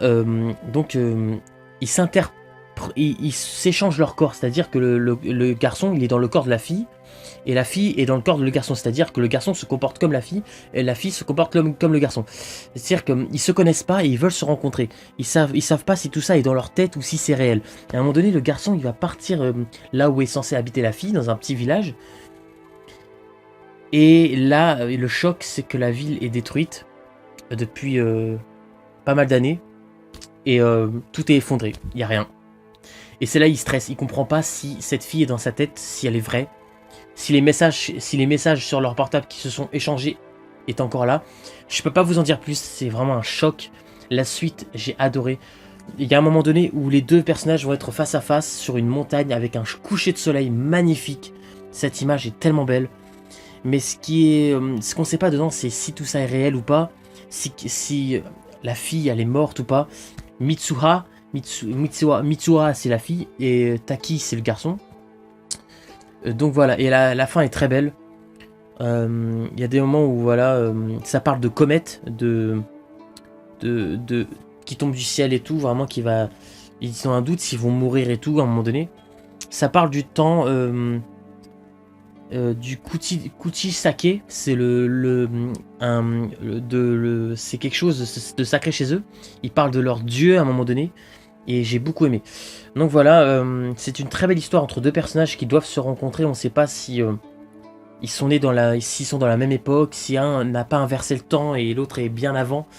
Vraiment, moi je sais, hein, évidemment, je l'ai vu. Mais je vous conseille de le regarder. Je peux pas trop vous en dire. Your Name, un très bon film que pas mal ont critiqué, qu'ils ont dit que c'était emmerdant. C'est le style japonais. Voilà. Si les gens n'aiment pas les animés japonais, c'est pas parce que c'est mauvais, c'est juste que c'est le style des japonais. C'est ce que les japonais aiment faire. Et c'est pas parce que c'est leur style que ça peut plaire à tout le monde. Mais moi, vu que j'adore la culture japonaise, ça m'a touché et j'adore ça. Donc voilà, Your Name, très très bon animé japonais. Passons au prochain, c'est parti, go!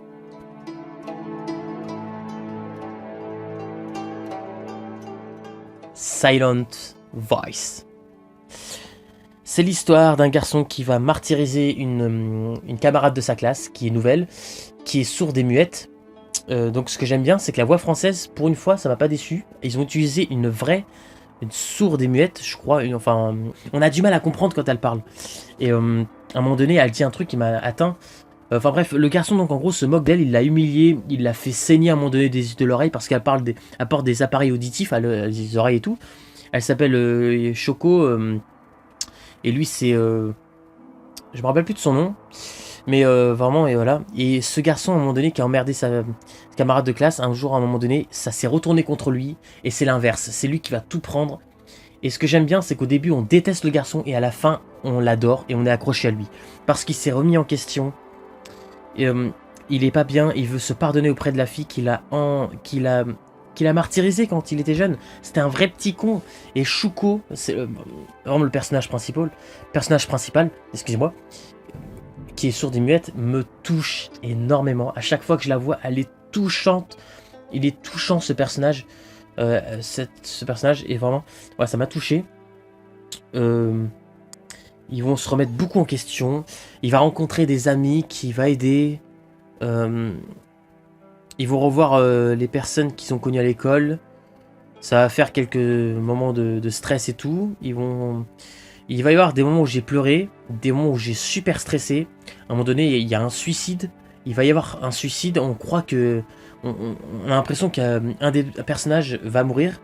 Et vraiment, l'autre est là pour sauver, quitte à donner sa vie pour tomber. Et vraiment, c'est magnifique. C'est un dessin animé qui est très beau.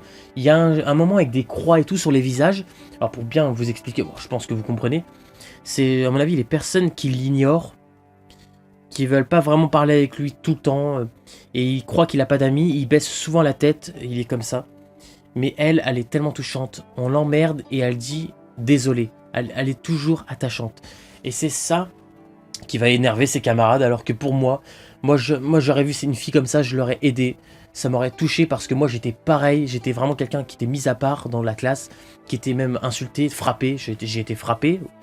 Voilà, je faisais tout pour pas me faire frapper, mais des fois, voilà, je me faisais frapper pour rien. Parce qu'il y a toujours des gens qui se croient plus forts et plus hauts que les autres. Ils se croient plus malins, donc voilà. Et donc à un moment donné, la phrase qu'elle va lui dire, elle va lui dire à un moment donné, tu me plais. C'est-à-dire en gros, tu me plais, j'ai des sentiments un peu pour toi. Et lui, il comprend la lune est belle. Bon, ok, elle est sourde et muette, elle a du mal à s'exprimer. Oh, mais cette scène, ça me fait mal pour elle parce qu'elle dit que tu me plais. Et lui, il comprend pas. La lune est belle. Ah, ok. Non, tu me plais. Il a pas dit la lune. Enfin bref. Et c'est après que vraiment ce personnage est très touchant, très attachant. À chaque fois, dans ses yeux, il y a un regard de tristesse, de beauté à la fois. Je sais pas comment expliquer. Shuko est un personnage très attachant. J'adore Silent Voice. Et vraiment, j'ai adoré. C'est un très beau film entre ces deux personnages principaux, la fille et le garçon. Excellent. Voilà, je peux rien dire. Excellent.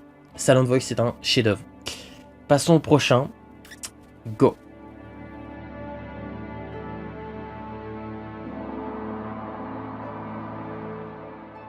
June, la voix du cœur. Ah putain.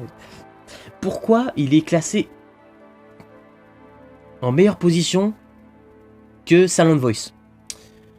J'ai eu du mal à choisir entre Silent Voice et June, la voix du cœur. June, la voix du cœur, il est moins connu et je trouve vraiment que c'est pas normal. Enfin, c'est pas normal, je veux dire, je ne veux pas qu'il soit plus connu que Silent Voice, mais je veux dire, pourquoi il est pas au même niveau? June, la voix du cœur est un chef-d'œuvre. Ah, j'ai adoré ce film, ce personnage qui était tellement bavard quand elle était jeune. Un œuf à un moment donné qui va lui dire tu parles trop. Et du coup, il lui met une fermeture sur sa bouche et comme si après elle n'osera plus jamais parler. Et quand elle parle, c'est comme si elle aura mal au cœur et ça va lui faire mal. Donc elle parle pas. Mais quand elle chante, c'est pas pareil. Là, elle a pas mal et ça la libère d'elle-même. Et j'adore ce personnage parce qu'elle dit à un moment donné, c'est pas bien de faire du mal aux gens pour si peu de choses, pour peu d'ennuis. Et vraiment, elle m'a touché. Le personnage de June m'a touché. Et vraiment, à la fin, quand elle chante, elle arrive dans l'endroit où tout le monde chantait, le spectacle. Quand elle arrive et elle chante, putain, elle me fait trop de peine. La musique est tellement belle, sa voix est magnifique. Quand il chante, il parle du monde et tout, en levant les mains, c'est vraiment, la fin est très belle. Il y a des moments où j'ai rigolé, il y a des moments un peu comiques, mais le film est très émotif, j'ai pleuré. Voilà, June, la voix du cœur est un film que je recommande à tout le monde. Je vous en supplie, regardez-le. vous allez manquer quelque chose. Voilà, vous allez manquer quelque chose si vous ne voyez pas Jun la voix du cœur. Un animé qui n'est pas assez entendu parler. Donc voilà, je vous montre l'image. Voilà, c'est ce film-là. Donc regardez-le, c'est un chef-d'œuvre, Jun la voix du cœur. On arrive dans mes 4 préférés. C'est parti, mon kiki, pour le prochain, qui est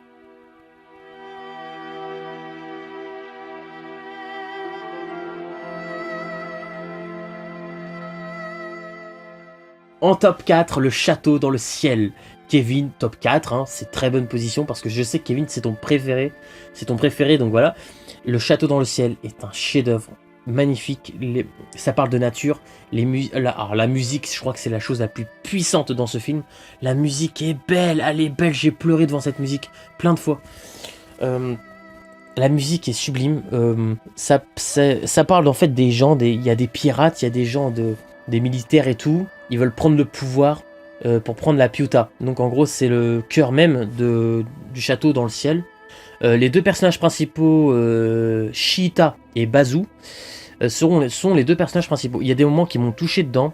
La première fois qu'ils voient le château dans le ciel, la scène est magnifique. Et la scène où ils disent au revoir au château dans le ciel, où ils s'éloignent de plus en plus et on voit presque plus le château jusqu'à ce qu'on le voit plus. La scène est magnifique, très bien réalisée. Il y a pas mal d'actions. Des musiques très belles, l'histoire est très touchante, ça parle de la nature avec les robots, je m'en rappelle. Et un moment où j'ai rigolé, c'est quand il y a deux gars qui vont s'affronter, à un moment donné, ils montrent leurs muscles et tout, et l'autre il casse tout son truc là, et comme à un moment donné, ils sont dans ils sont sous terre, et ils rencontrent une personne et tout qui va les aider. Il y a vraiment des scènes très belles, et c'est une aventure extraordinaire, très très belle. Le château dans le ciel est un chef-d'œuvre. Bravo pour ce film à Hayao Miyazaki. Très bon film. Et alors là, j'ai hésité entre Château dans le ciel et celui qui va arriver, mais j'ai quand même mis celui qui va arriver après, donc en top numéro 3. C'est parti pour le prochain. Go!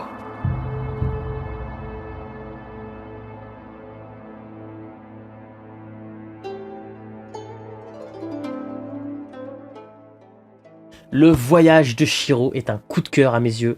Excellent. Vraiment excellent. Cette histoire du voyage de Chihiro, donc de Chihiro, cette petite fille qui est avec ses parents, et qui va rentrer dans le royaume des morts, dans un village, on ne sait pas ce que c'est, ils se trompent de route parce qu'ils partent en vacances, ils se trompent de route, ou alors ils veulent emprunter un raccourci, ils passent par un sentier, des endroits plus abandonnés, et ils entrent dans un truc, et ils voient un village qui est abandonné selon eux. Mais ce qu'ils ne savent pas, c'est que là, à partir de là, ils ne peuvent plus retourner en arrière. C'est-à-dire, ils ne peuvent plus retourner dans le monde des vivants. J'ai bien dit le monde des vivants, parce qu'ils sont dans le royaume des morts. Et ses parents vont être transformés en cochons, je dis. Donc ils vont se transformer en cochons, ses parents. Et cette scène est choquante. Chihiro va rencontrer un garçon qui va l'aider, qui va beaucoup l'aider. Sans lui, elle aurait eu du mal, elle n'aurait pas réussi. Je pense qu'elle serait morte, honnêtement. Toutes les créatures ne doivent pas capter qu'elle est un humain, il faut qu'elle retienne sa respiration, et vraiment il y a un jeu, j'adore ce côté là. Le sans visage, mais parlons de ce personnage extraordinaire, il fait flipper celui-là. Les bruits qu'il fait, alors ne vous moquez pas de moi, je vous assure qu'il fait des bruits comme ça. Oui bon je sais c'est rigolo, mais vraiment quand on le voit c'est un peu flippant quand même, parce qu'il fait un peu flipper. Surtout qu'il bouffe les gens. Donc ouais, mais ça peut plus parce que sa bouche, sa véritable bouche est ici. Donc ça s'ouvre et il te mange. Et plus il mange et plus il devient gros, énorme. Et voilà. J'ai beaucoup aimé l'histoire avec la sorcière Yubaba. Les petites créatures et tout. Vraiment des créatures qui font flipper et à la fois qu'il y en a certaines qui sont sympas. Comme le moment où ils ont un client qui a un monstre, vraiment je me rappelle, il entre, il est dégueulasse, ils doivent le laver à la fin quand il part. Ouah, tu te dis, enfin vous avez réussi à nettoyer ce client là, parce que vraiment ils ont un boulot là-dedans assez flippant, enfin assez étrange, mais c'est le royaume des morts, donc voilà. Il y a une scène où elle va pleurer avec son ami qui l'aide dans le royaume des morts, parce que lui aussi il est mort depuis longtemps. Il essaye de retrouver sa vraie identité, c'est-à-dire que ils perdent leur nom, ils savent plus c'est quoi leur vrai prénom parce que la sorcière Yubaba leur a retiré. Donc ils ont un autre nom. Chihiro va s'appeler Sen, je crois Sen. Et voilà. Et donc voilà, la scène où le sans-visage vraiment... mais ce personnage, il est marquant dans le voyage de Shiro, et même dans la culture japonaise, il est très marquant, le sans-visage.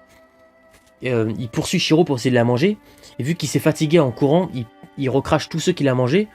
Et la plus belle scène du film, c'est quand ils sont sur la mer, les rails, il y a un train, le train du monde du voyage des morts vient les chercher, parce qu'elle doit retrouver quelque chose, je vous dis pas c'est quoi.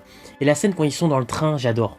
T'as pas de dialogue, t'as 2-3 minutes de musique très belle, où elle regarde derrière elle, elle regarde les paysages, là où elle passe, elle découvre plus d'horizons et plus de choses, parce qu'elle était trop enfermée. Et donc quand elle est dehors et qu'elle découvre le monde et qu'elle va plus loin dans le royaume des morts et qu'elle découvre plus le royaume des morts, elle va plus loin, elle découvre plus de choses. Et j'aime bien parce qu'elle voit des maisons, des petites choses abandonnées, elle voit l'océan de partout, c'est magnifique. Et j'adore la musique qui est derrière, ça apaise, ça nous libère un peu de tout ce qu'elle a vécu vraiment. Et on le sent que le personnage a mûri et elle a grandi. Shiro au début c'était une gamine capricieuse, un petit peu chiant, c'est-à-dire maman, tu vois, elle avait toujours, vous voyez, elle avait toujours peur. Et à la fin elle grandit, elle devient plus adulte dans sa tête évidemment. Et vraiment j'adore. Son évolution est parfaite, la fin est magnifique. Les musiques, parlons-en vite fait, elles sont magnifiques. Les musiques sont très belles. De toute façon, celui qui fait les musiques est vraiment excellent. Le compositeur qui fait ça est excellent. J'ai vu les orchestres quand il est en train de faire les orchestres avec les gens qui font la musique avec lui. Il est comme ça avec les baguettes. Il est à fond dans son truc. Et vraiment, j'adore. Hallucinant, impressionnant. Vraiment bravo à ce compositeur qui fait les musiques. Excellent. Donc le voyage de Shiro est un véritable chef-d'œuvre. Excellent. Bravo pour le voyage de Shiro. Parfait. Excellent film qui se passe dans le royaume des morts. Parfait. Et maintenant... Alors, celui-là qui va arriver, beaucoup l'ont critiqué. Et selon beaucoup de personnes, c'est le animé japonais le moins bien. Qui est mauvais, selon beaucoup de personnes, qui est même de la merde. C'est mon top numéro 2. À mes yeux, c'est un chef-d'œuvre. Peu importe ce que les gens en ont pensé, le top numéro 2 va peut-être surprendre beaucoup de gens. Mais selon moi, c'est un chef-d'œuvre.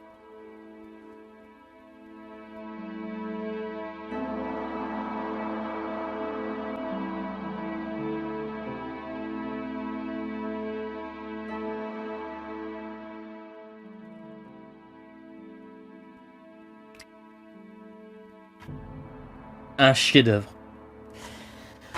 Oui, ça va peut-être étonner du monde, parce qu'il est considéré comme l'un des moins bons Ghibli, même voire le pire, pour dire. Le titre, oui, peut-être que le titre, je me posais la même question, le titre est un peu ridicule, Kiki la petite sorcière, oui, ça fait un peu enfant, bébé, voilà. Mais l'histoire m'a tellement touché, tellement que ça en devient mon top numéro 2. Évidemment, vous devez vous douter, c'est lequel le top numéro 1. Enfin, si vous me suivez sur Instagram, vous devez le savoir, évidemment. Kiki la petite sorcière est l'histoire d'une fille qui va quitter ses parents pour devenir plus... rentrer dans le monde des adultes et commencer à travailler, avoir un travail pour elle. Et elle va voyager de région en région. Elle va vraiment voler au-dessus de la mer et l'océan. La musique du générique du début, elle est magnifique d'ailleurs. Je l'adore, je l'ai dans mon portable pour vous dire, hein, vraiment, ça, elle est dans ma galerie. J'adore Kiki la petite sorcière, c'est l'histoire voilà, en gros j'en ai parlé. Quand elle dit au revoir à ses parents, c'est triste. Quand son père la prend dans ses bras, il la fait tourner comme quand elle était petite et tout. Il dit ah t'as grandi maintenant. Tu me rappelles ta mère quand elle était jeune et tout. Vraiment des choses comme ça. Rien que ça m'a fait pleurer pour vous dire. Hein. Vraiment je pleure pour un rien des fois. Quand elle arrive dans la nouvelle ville, qu'elle veut essayer de se faire apprécier et tout, il y a quelques gens qui vont la rejeter, vont lui parler mal. Il y a une boulangère qui s'appelle Osono qui va l'aider. Elle va commencer un petit travail, un petit job chez la boulangère, Kiki. Donc dans son premier travail qui est en boulangerie, elle va plutôt s'y plaire. Elle va faire pas mal de livraisons à distance puisque c'est une sorcière avec le balai. Elle va voler et transporter des choses. Et elle va avoir des ennuis et tout. Voilà, je peux pas en raconter plus et tout. Elle va avoir pas mal d'ennuis par rapport à ça. Les livraisons par rapport... elle va arriver en retard, avoir des problèmes et tout. Et au bout d'un moment, elle va rencontrer un garçon et tout. Alors au début, on n'aime pas vraiment le garçon, vraiment un peu chiant. Au bout d'un moment, t'apprends en plus à le connaître. Et voilà, elle va connaître une fille qui habite dans les bois, dans une maison avec les corbeaux, qui dessine beaucoup. J'ai beaucoup aimé ce personnage-là, très sympathique. Tombo est un très bon personnage aussi. Kiki, évidemment, bah, c'est mon préféré, c'est mon personnage préféré du film. Hein. À un moment donné, ce qui m'a touché, gros spoiler évidemment, c'est qu'elle va perdre ses pouvoirs. Ce passage est triste. Alors moi j'ai pleuré, beaucoup ne vont pas pleurer, mais moi j'étais tellement mal pour elle. Parce qu'elle commence à s'apercevoir que être sorcière être une sorcière, c'est pas juste voler sur un balai, c'est bien plus que ça. Et elle va en apprendre, elle va savoir un peu plus ce que c'est que d'être humain. Et vraiment, j'ai bien aimé ce passage-là. Elle va redécouvrir la nature et tout. Et vraiment, j'ai beaucoup aimé. Son chat aussi, parce qu'elle a un chat qui parlait tout le temps. Lui aussi ne pourra plus. Mais alors lui, c'est plus jamais parler. Il ne pourra plus. Kiki, je vous dis pas trop parce qu'à la fin, il va se passer un truc avec Kiki par rapport à son balai. Et voilà. Donc en gros, Kiki, la petite sorcière, je vous le conseille. C'est un chef-d'œuvre à mes yeux. C'est le tout premier Ghibli que j'ai découvert en plus quand j'y repense. Et à mes yeux, c'est un chef-d'œuvre. Voilà, tous ceux qui disent du mal sur Kiki la petite sorcière, à tous ceux qui disent ça, je suis pas du tout d'accord de votre avis. Je suis pas du tout d'accord. Je trouve que c'est un chef-d'œuvre, il est excellent. Je sais, on dirait que je vais pleurer. J'ai beaucoup d'amour et d'affection pour cet animé. Les musiques sont très belles, l'aventure est excellente. Ça nous rappelle quand on doit commencer à travailler. Ça nous arrive tous dans la vie de commencer à devenir un peu autonome, de quitter nos parents et de se retrouver seul voilà. Et à la fin, à un moment donné, elle envoie aussi, il faut que j'en parle, à la fin du générique, pour ceux qui n'ont pas vu la fin du générique, ses parents reçoivent une lettre de Kiki qui leur dit tout va bien, je travaille, j'habite dans une ville et tout, très très loin évidemment, parce qu'elle a fait un très grand voyage. Et j'ai beaucoup aimé. Vraiment, il y a des scènes où on est avec elle, il y a des moments où elle est sous la pluie, elle est pas bien du tout, elle se remet en question et on est vraiment avec elle, quand on la soutient, Kiki la petite sorcière. Extraordinaire dessin animé, enfin extraordinaire ça veut rien dire, mais très très bon dessin animé, j'ai adoré. L'aventure est très sympa. Kiki c'est une fille qui se sent pas comme les autres aussi. Elle se sent très différente, comme un peu comme dans Souvenir de Marnie. Sauf que la différence, c'est que dans Kiki, elle garde plus espoir en la vie, parce que c'est vrai que Souvenir de Marnie, le personnage était plus dans le... elle se détestait, donc Kiki, c'est pas pareil. Mais Kiki se sent très différente des autres personnes, et ça m'a touché aussi, parce que je suis un peu comme ça. Moi aussi, je suis comme ça, un peu, en vérité. Donc voilà, Kiki, la petite sorcière, un chef-d'œuvre, et tout le monde qui dit du mal de dessin animé, en tout cas, ceux qui osent dire du mal de dessin animé, qui viennent le dire devant moi. Passons à mon top 1, qui est mon coup de cœur de tous les animés japonais que j'ai pu voir. Par son dessin, par sa poésie, par l'art qu'il rejette, c'est un art, ce film c'est de l'art. C'est une beauté ce film, à travers le temps, l'évolution, la vie, la nature. Et ce dessin animé s'appelle...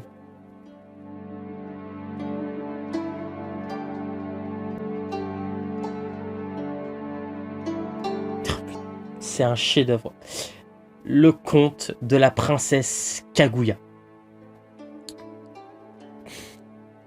Excusez-moi de pleurer. Putain, c'est la vidéo où je pleure le plus ou quoi? Enfin, non, vous avez pas encore vu New World partie 2, donc ouais, je préfère rien dire. Mais vraiment... hallucinant. Le conte de la princesse Kaguya, c'est l'histoire d'un coupeur de bambou qui va trouver un jour dans un bambou une petite princesse, comme on dit, et il va la voir grandir, mais à une vitesse. Elle grandit à une vitesse, et elle va apprendre, cette petite princesse, un jour. Donc on l'appelle beaucoup Pouce de Bambou. Voilà, c'est beaucoup son surnom qu'on lui donne aussi, surtout Sutemaru, un garçon qu'elle va rencontrer. Elle va s'y plaire dans les bois un jour, et vraiment, elle va s'y plaire, elle va se faire des amis, elle va vivre parmi la nature, parmi la beauté de la nature, les animaux. Et un jour, son père va recouper du bambou et va trouver de l'or à l'intérieur. La nature humaine, c'est là où on se dit qu'elle peut être pourri à ce point-là. Pour de l'or, il pense que le dieu a dit « Tu vas faire de cette princesse une vraie princesse dans un palais où il y a de l'or. » Et c'était un test. Dieu n'a jamais demandé ça. Il voulait tester le père adoptif, évidemment, qui a trouvé Kaguya dans l'arbre, la petite princesse. Et ce père, le père humain, va vraiment faire de cette princesse ce qu'elle ne voulait pas. Ce qu'elle ne voulait pas être. Il va la faire devenir une vraie princesse, il va aller à la capitale et donner tout l'or à la capitale pour que la petite princesse devienne la princesse Kaguya, qu'elle soit dans un palais, qu'elle ne revoie plus la nature, et qu'elle vit dans ce palais à suivre des consignes ridicules, se faire épiler les sourcils, avoir les dents noires, et il y a plein de choses comme ça, se conduire pas comme un humain, quoi. À un moment donné, j'adore cette phrase qu'elle dit, parce qu'elle doit obéir à tout ordre, c'est pas, elle est commandée, enfin je veux dire c'est chiant, et elle dit donc ça veut dire que je ne suis pas humain. Et après elle part, mais elle a raison, on la commande comme ça. Et les 40 premières minutes, je regrette d'avoir réagi comme ça la première fois que je l'ai vu. Les 40 premières minutes, je me suis ennuyé. Et pourtant c'est mon top 1 aujourd'hui. Parce qu'à un moment donné, il va y arriver un truc qui va faire comme si vraiment, c'est là qu'on s'accroche vraiment à elle. On sait qu'elle est pas bien, et c'est le premier moment dramatique du film. À un moment donné, il y a une tension, parce que tous les gens du village veulent voir le visage de la princesse, parce qu'il y a une fête qui va avoir lieu dans le palais où elle vit, qui va durer 3 jours, et à un moment donné, ils disent on veut voir la princesse, allez, hein, un peu comme des pervers, hein, vous voyez ce que je veux dire. Et la princesse, ça va péter un câble, elle va casser un bol, et elle va courir, elle va s'enfuir du palais. Et cette scène, elle est mémorable dans le film. Vraiment, voilà. C'est la première scène qui m'a fait vraiment de la peine pour le personnage. Et elle elle veut retourner dans l'endroit où elle vivait quand elle était enfant. Mais ça a changé. Tous ceux qu'elle connaissait, elle ne les revoit plus. Je peux pas vous en dire plus. Elle va tomber sur un homme qui vit tout seul et tout. Elle va lui dire pourquoi il n'y a plus personne ici dans le village où elle est née. Et il va lui dire, ils reviennent tous les 10 ans et tout. Bon, il y a des choses comme ça, je peux pas vous en dire plus. Il y a une scène magnifique quand elle tombe dans la neige et elle est triste. Le seul truc que j'aurais un petit peu enlevé dedans, c'est le moment où il y a les gens qui viennent pour lui demander sa main. Ils sont moins 5. Et ces passages sont un peu longs, c'est-à-dire chacun vont essayer de ramener un objet pour lui faire plaisir par rapport à comment ils l'ont décrit. Ils l'ont décrit, vous, princesse Kaguya, vous ressemblez à un objet, tel objet. Et elle va dire à un moment donné... Si je ressemble tant à un objet comme ça, bah, essayez de trouver ces joyaux. Et tous ceux qui vont retrouver, ça va être des fales copies, des trucs qui sont inventés. Et voilà. Donc ça, c'est peut-être un moment un petit peu long. J'aurais peut-être un peu raccourci. Elle va revoir Sutemaru, son ami d'enfance et tout. Il va être obligé de voler et tout pour s'en sortir dans la vie. C'est vraiment triste. Mais surtout, ce qui m'a marqué dans ce film, c'est la beauté du film déjà. Elle adore la nature, les fleurs. Il y a une scène mémorable avec les arbres. Bah, d'ailleurs, c'est la scène du film, c'est la scène de la pochette. Donc, où elle est devant l'arbre et tout, elle est comme ça en train de sourire de la vie et tout. J'adore. La dernière demi-heure et la fin où l'empereur va demander la main de force. Il va carrément forcer à Kaguya de lui demander sa main pour se marier avec elle. Il va se passer un truc qui fait qu'il va pas réussir. Parce qu'elle vient, on sait pas d'où elle vient Kaguya, c'est ça le truc. Et à un moment donné, voilà, énorme spoiler, je vous en supplie, si vous n'avez pas vu le film, partez. Elle vient de la lune. C'est un peu bête, c'est vrai, dit comme ça, mais ça en vient tellement original parce que cette idée n'a jamais été prise. C'est bête, parce qu'on n'aurait jamais pu penser à un truc pareil, mais ça en devient original. Et moi, c'est ce que je me suis dit. Donc moi je trouve ça original. Donc ça devient triste parce qu'à un moment donné, son père, le coupeur de bambou, l'humain, celui qu'on n'a vraiment jamais vraiment aimé, il y a une scène où j'ai pleuré. C'est quand il rappelle à Kaguya quand elle est adulte. Je me rappelle quand je te tenais dans mes bras quand tu étais toute petite et tout. Et là il pleure et il dit non, non, non, je ne veux pas que tu repartes. Et la lune en gros va venir chercher Kaguya. Donc il y a des êtres. La lune, il y a des êtres vivants dessus. Qui vit, c'est sa famille à Kaguya, c'est comme si c'est les dieux, c'est comme si ce sont des dieux. J'adore la fin et tout, ça joue beaucoup entre les illusions, les choses qui sont vraies et pas vraies, et les choses vraiment, t'es dramatique, t'es vraiment pas bien pour elle, T'apprends que Sutemaru, il s'aimait avec Kaguya et tout, ils étaient amoureux quand ils étaient jeunes. T'apprends que Sutemaru, plus tard, il a une femme. Et que voilà, Kaguya, quand elle l'apprend, voilà, elle est triste. Mais c'est surtout le plan final du film, quand les êtres sur la lune viennent chercher Kaguya. Oh, ce passage, j'ai pleuré toutes les larmes de mon corps. Ce passage où elle repart sur la lune, ses parents adoptifs humains, il voit Kaguya repartir, il dit « Ne pars pas ma princesse !» Scène très connue du film, parole très connue du film aussi. Et elle oublie tout ce qui s'est passé. Elle repart et on voit l'image, on voit la Terre, on voit Kaguya qui est dans l'espace, qui est prêt à aller sur la Lune avec sa famille. Et Kaguya qui se retourne, et elle se retourne et elle regarde la Terre une dernière fois. Elle rentre, elle est sur la Lune, au revoir Kaguya, elle est partie. Et on voit la petite dernière image de Kaguya en bébé quand elle était jeune. Enfin, quand elle était bébé. C'est magnifique. Ce film parle beaucoup de la nature, du temps, de la vie qui est le chemin de la vie. Enfin, ça parle beaucoup de ça. C'est mon top 1. Le conte de la princesse Kaguya m'a fait pleurer. C'est un chef-d'œuvre. C'est mon coup de cœur. Regardez-le, foncez, regardez-le. C'est de l'art. Les dessins sont magnifiques. Celui qui a fait ça est vraiment génial. Il a fait des dessins magnifiques. C'est une beauté ce film. Voilà. Regardez-le, je peux que vous conseiller de le regarder. Et ben on dirait que c'est fini. Les tops sont finis. Donc je dois préciser que j'ai commencé ma vidéo à 16h30 et que je l'ai terminée à 20h30. Donc oui, ça m'a pris au moins 4 heures, oui, putain la vache. Donc voilà, ça se pourrait qu'il y ait plus de lumière quand j'ai commencé la vidéo, il y en a beaucoup moins, c'est normal. Mais je pense que vous me voyez toujours aussi bien. Et voilà. Donc voilà, je tenais cette vidéo, je tenais la faire. Ça m'a fait plaisir de la faire, j'avais besoin de le dire. J'avais besoin de parler des animés japonais que j'adore et ceux que j'aime pas. Donc voilà. En gros, vous me direz dans les commentaires, en tout cas, votre animé japonais préféré, si vous aimez les animés japonais ou pas, et pourquoi. Je vous conseille vraiment, même si vous aimez pas la culture japonaise, essayez. Essayez certains que je vous ai conseillés, vraiment mes top 1, regardez-les, je vous en supplie. Vous manquez quelque chose. C'est de l'art, c'est vraiment... J'adore comment ils se servent des personnages, ils sont bien développés. Les femmes sont très bien les femmes sont très bien montrées, je trouve. C'est des personnages, les femmes sont badass beaucoup. Pas dans tous les animés japonais, hein, mais dans beaucoup. Ils sont pas montrés comme... Bon, désolé, c'est un petit point faible chez Disney. Je trouve que la plupart des femmes chez Disney, pas tous, mais elles sont beaucoup montrées comme des princesses qui attendent le prince charmant. Et c'est un peu dommage. Il y en a certaines que j'adore, comme Réponse, elle est pas comme ça. Et ça dépend des princesses Disney. Elles sont pas tous comme ça, mais style La Belle au Bois dormant et tout, Cendrillon, voilà. Elles sont beaucoup montrées comme ça, c'est dommage. Donc voilà. En tout cas, c'est un très bon point pour les Ghibli, les animés japonais, les Kazé, voilà, que je viens de dire. Donc voilà, ça en fait beaucoup, 34. J'essaierai d'en regarder dans le futur beaucoup plus encore, des animés japonais, et puis j'en ferai les critiques. Il y a Les Enfants du Temps, je crois que c'est un animé japonais qui est sorti il n'y a pas longtemps au cinéma, j'essaierai de le voir.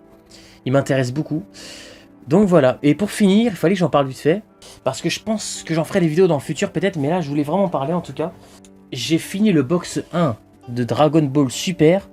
Alors j'avais fait une vidéo il y a très longtemps, ça fait il y a presque 2 ans maintenant, j'en avais fait 2 des vidéos.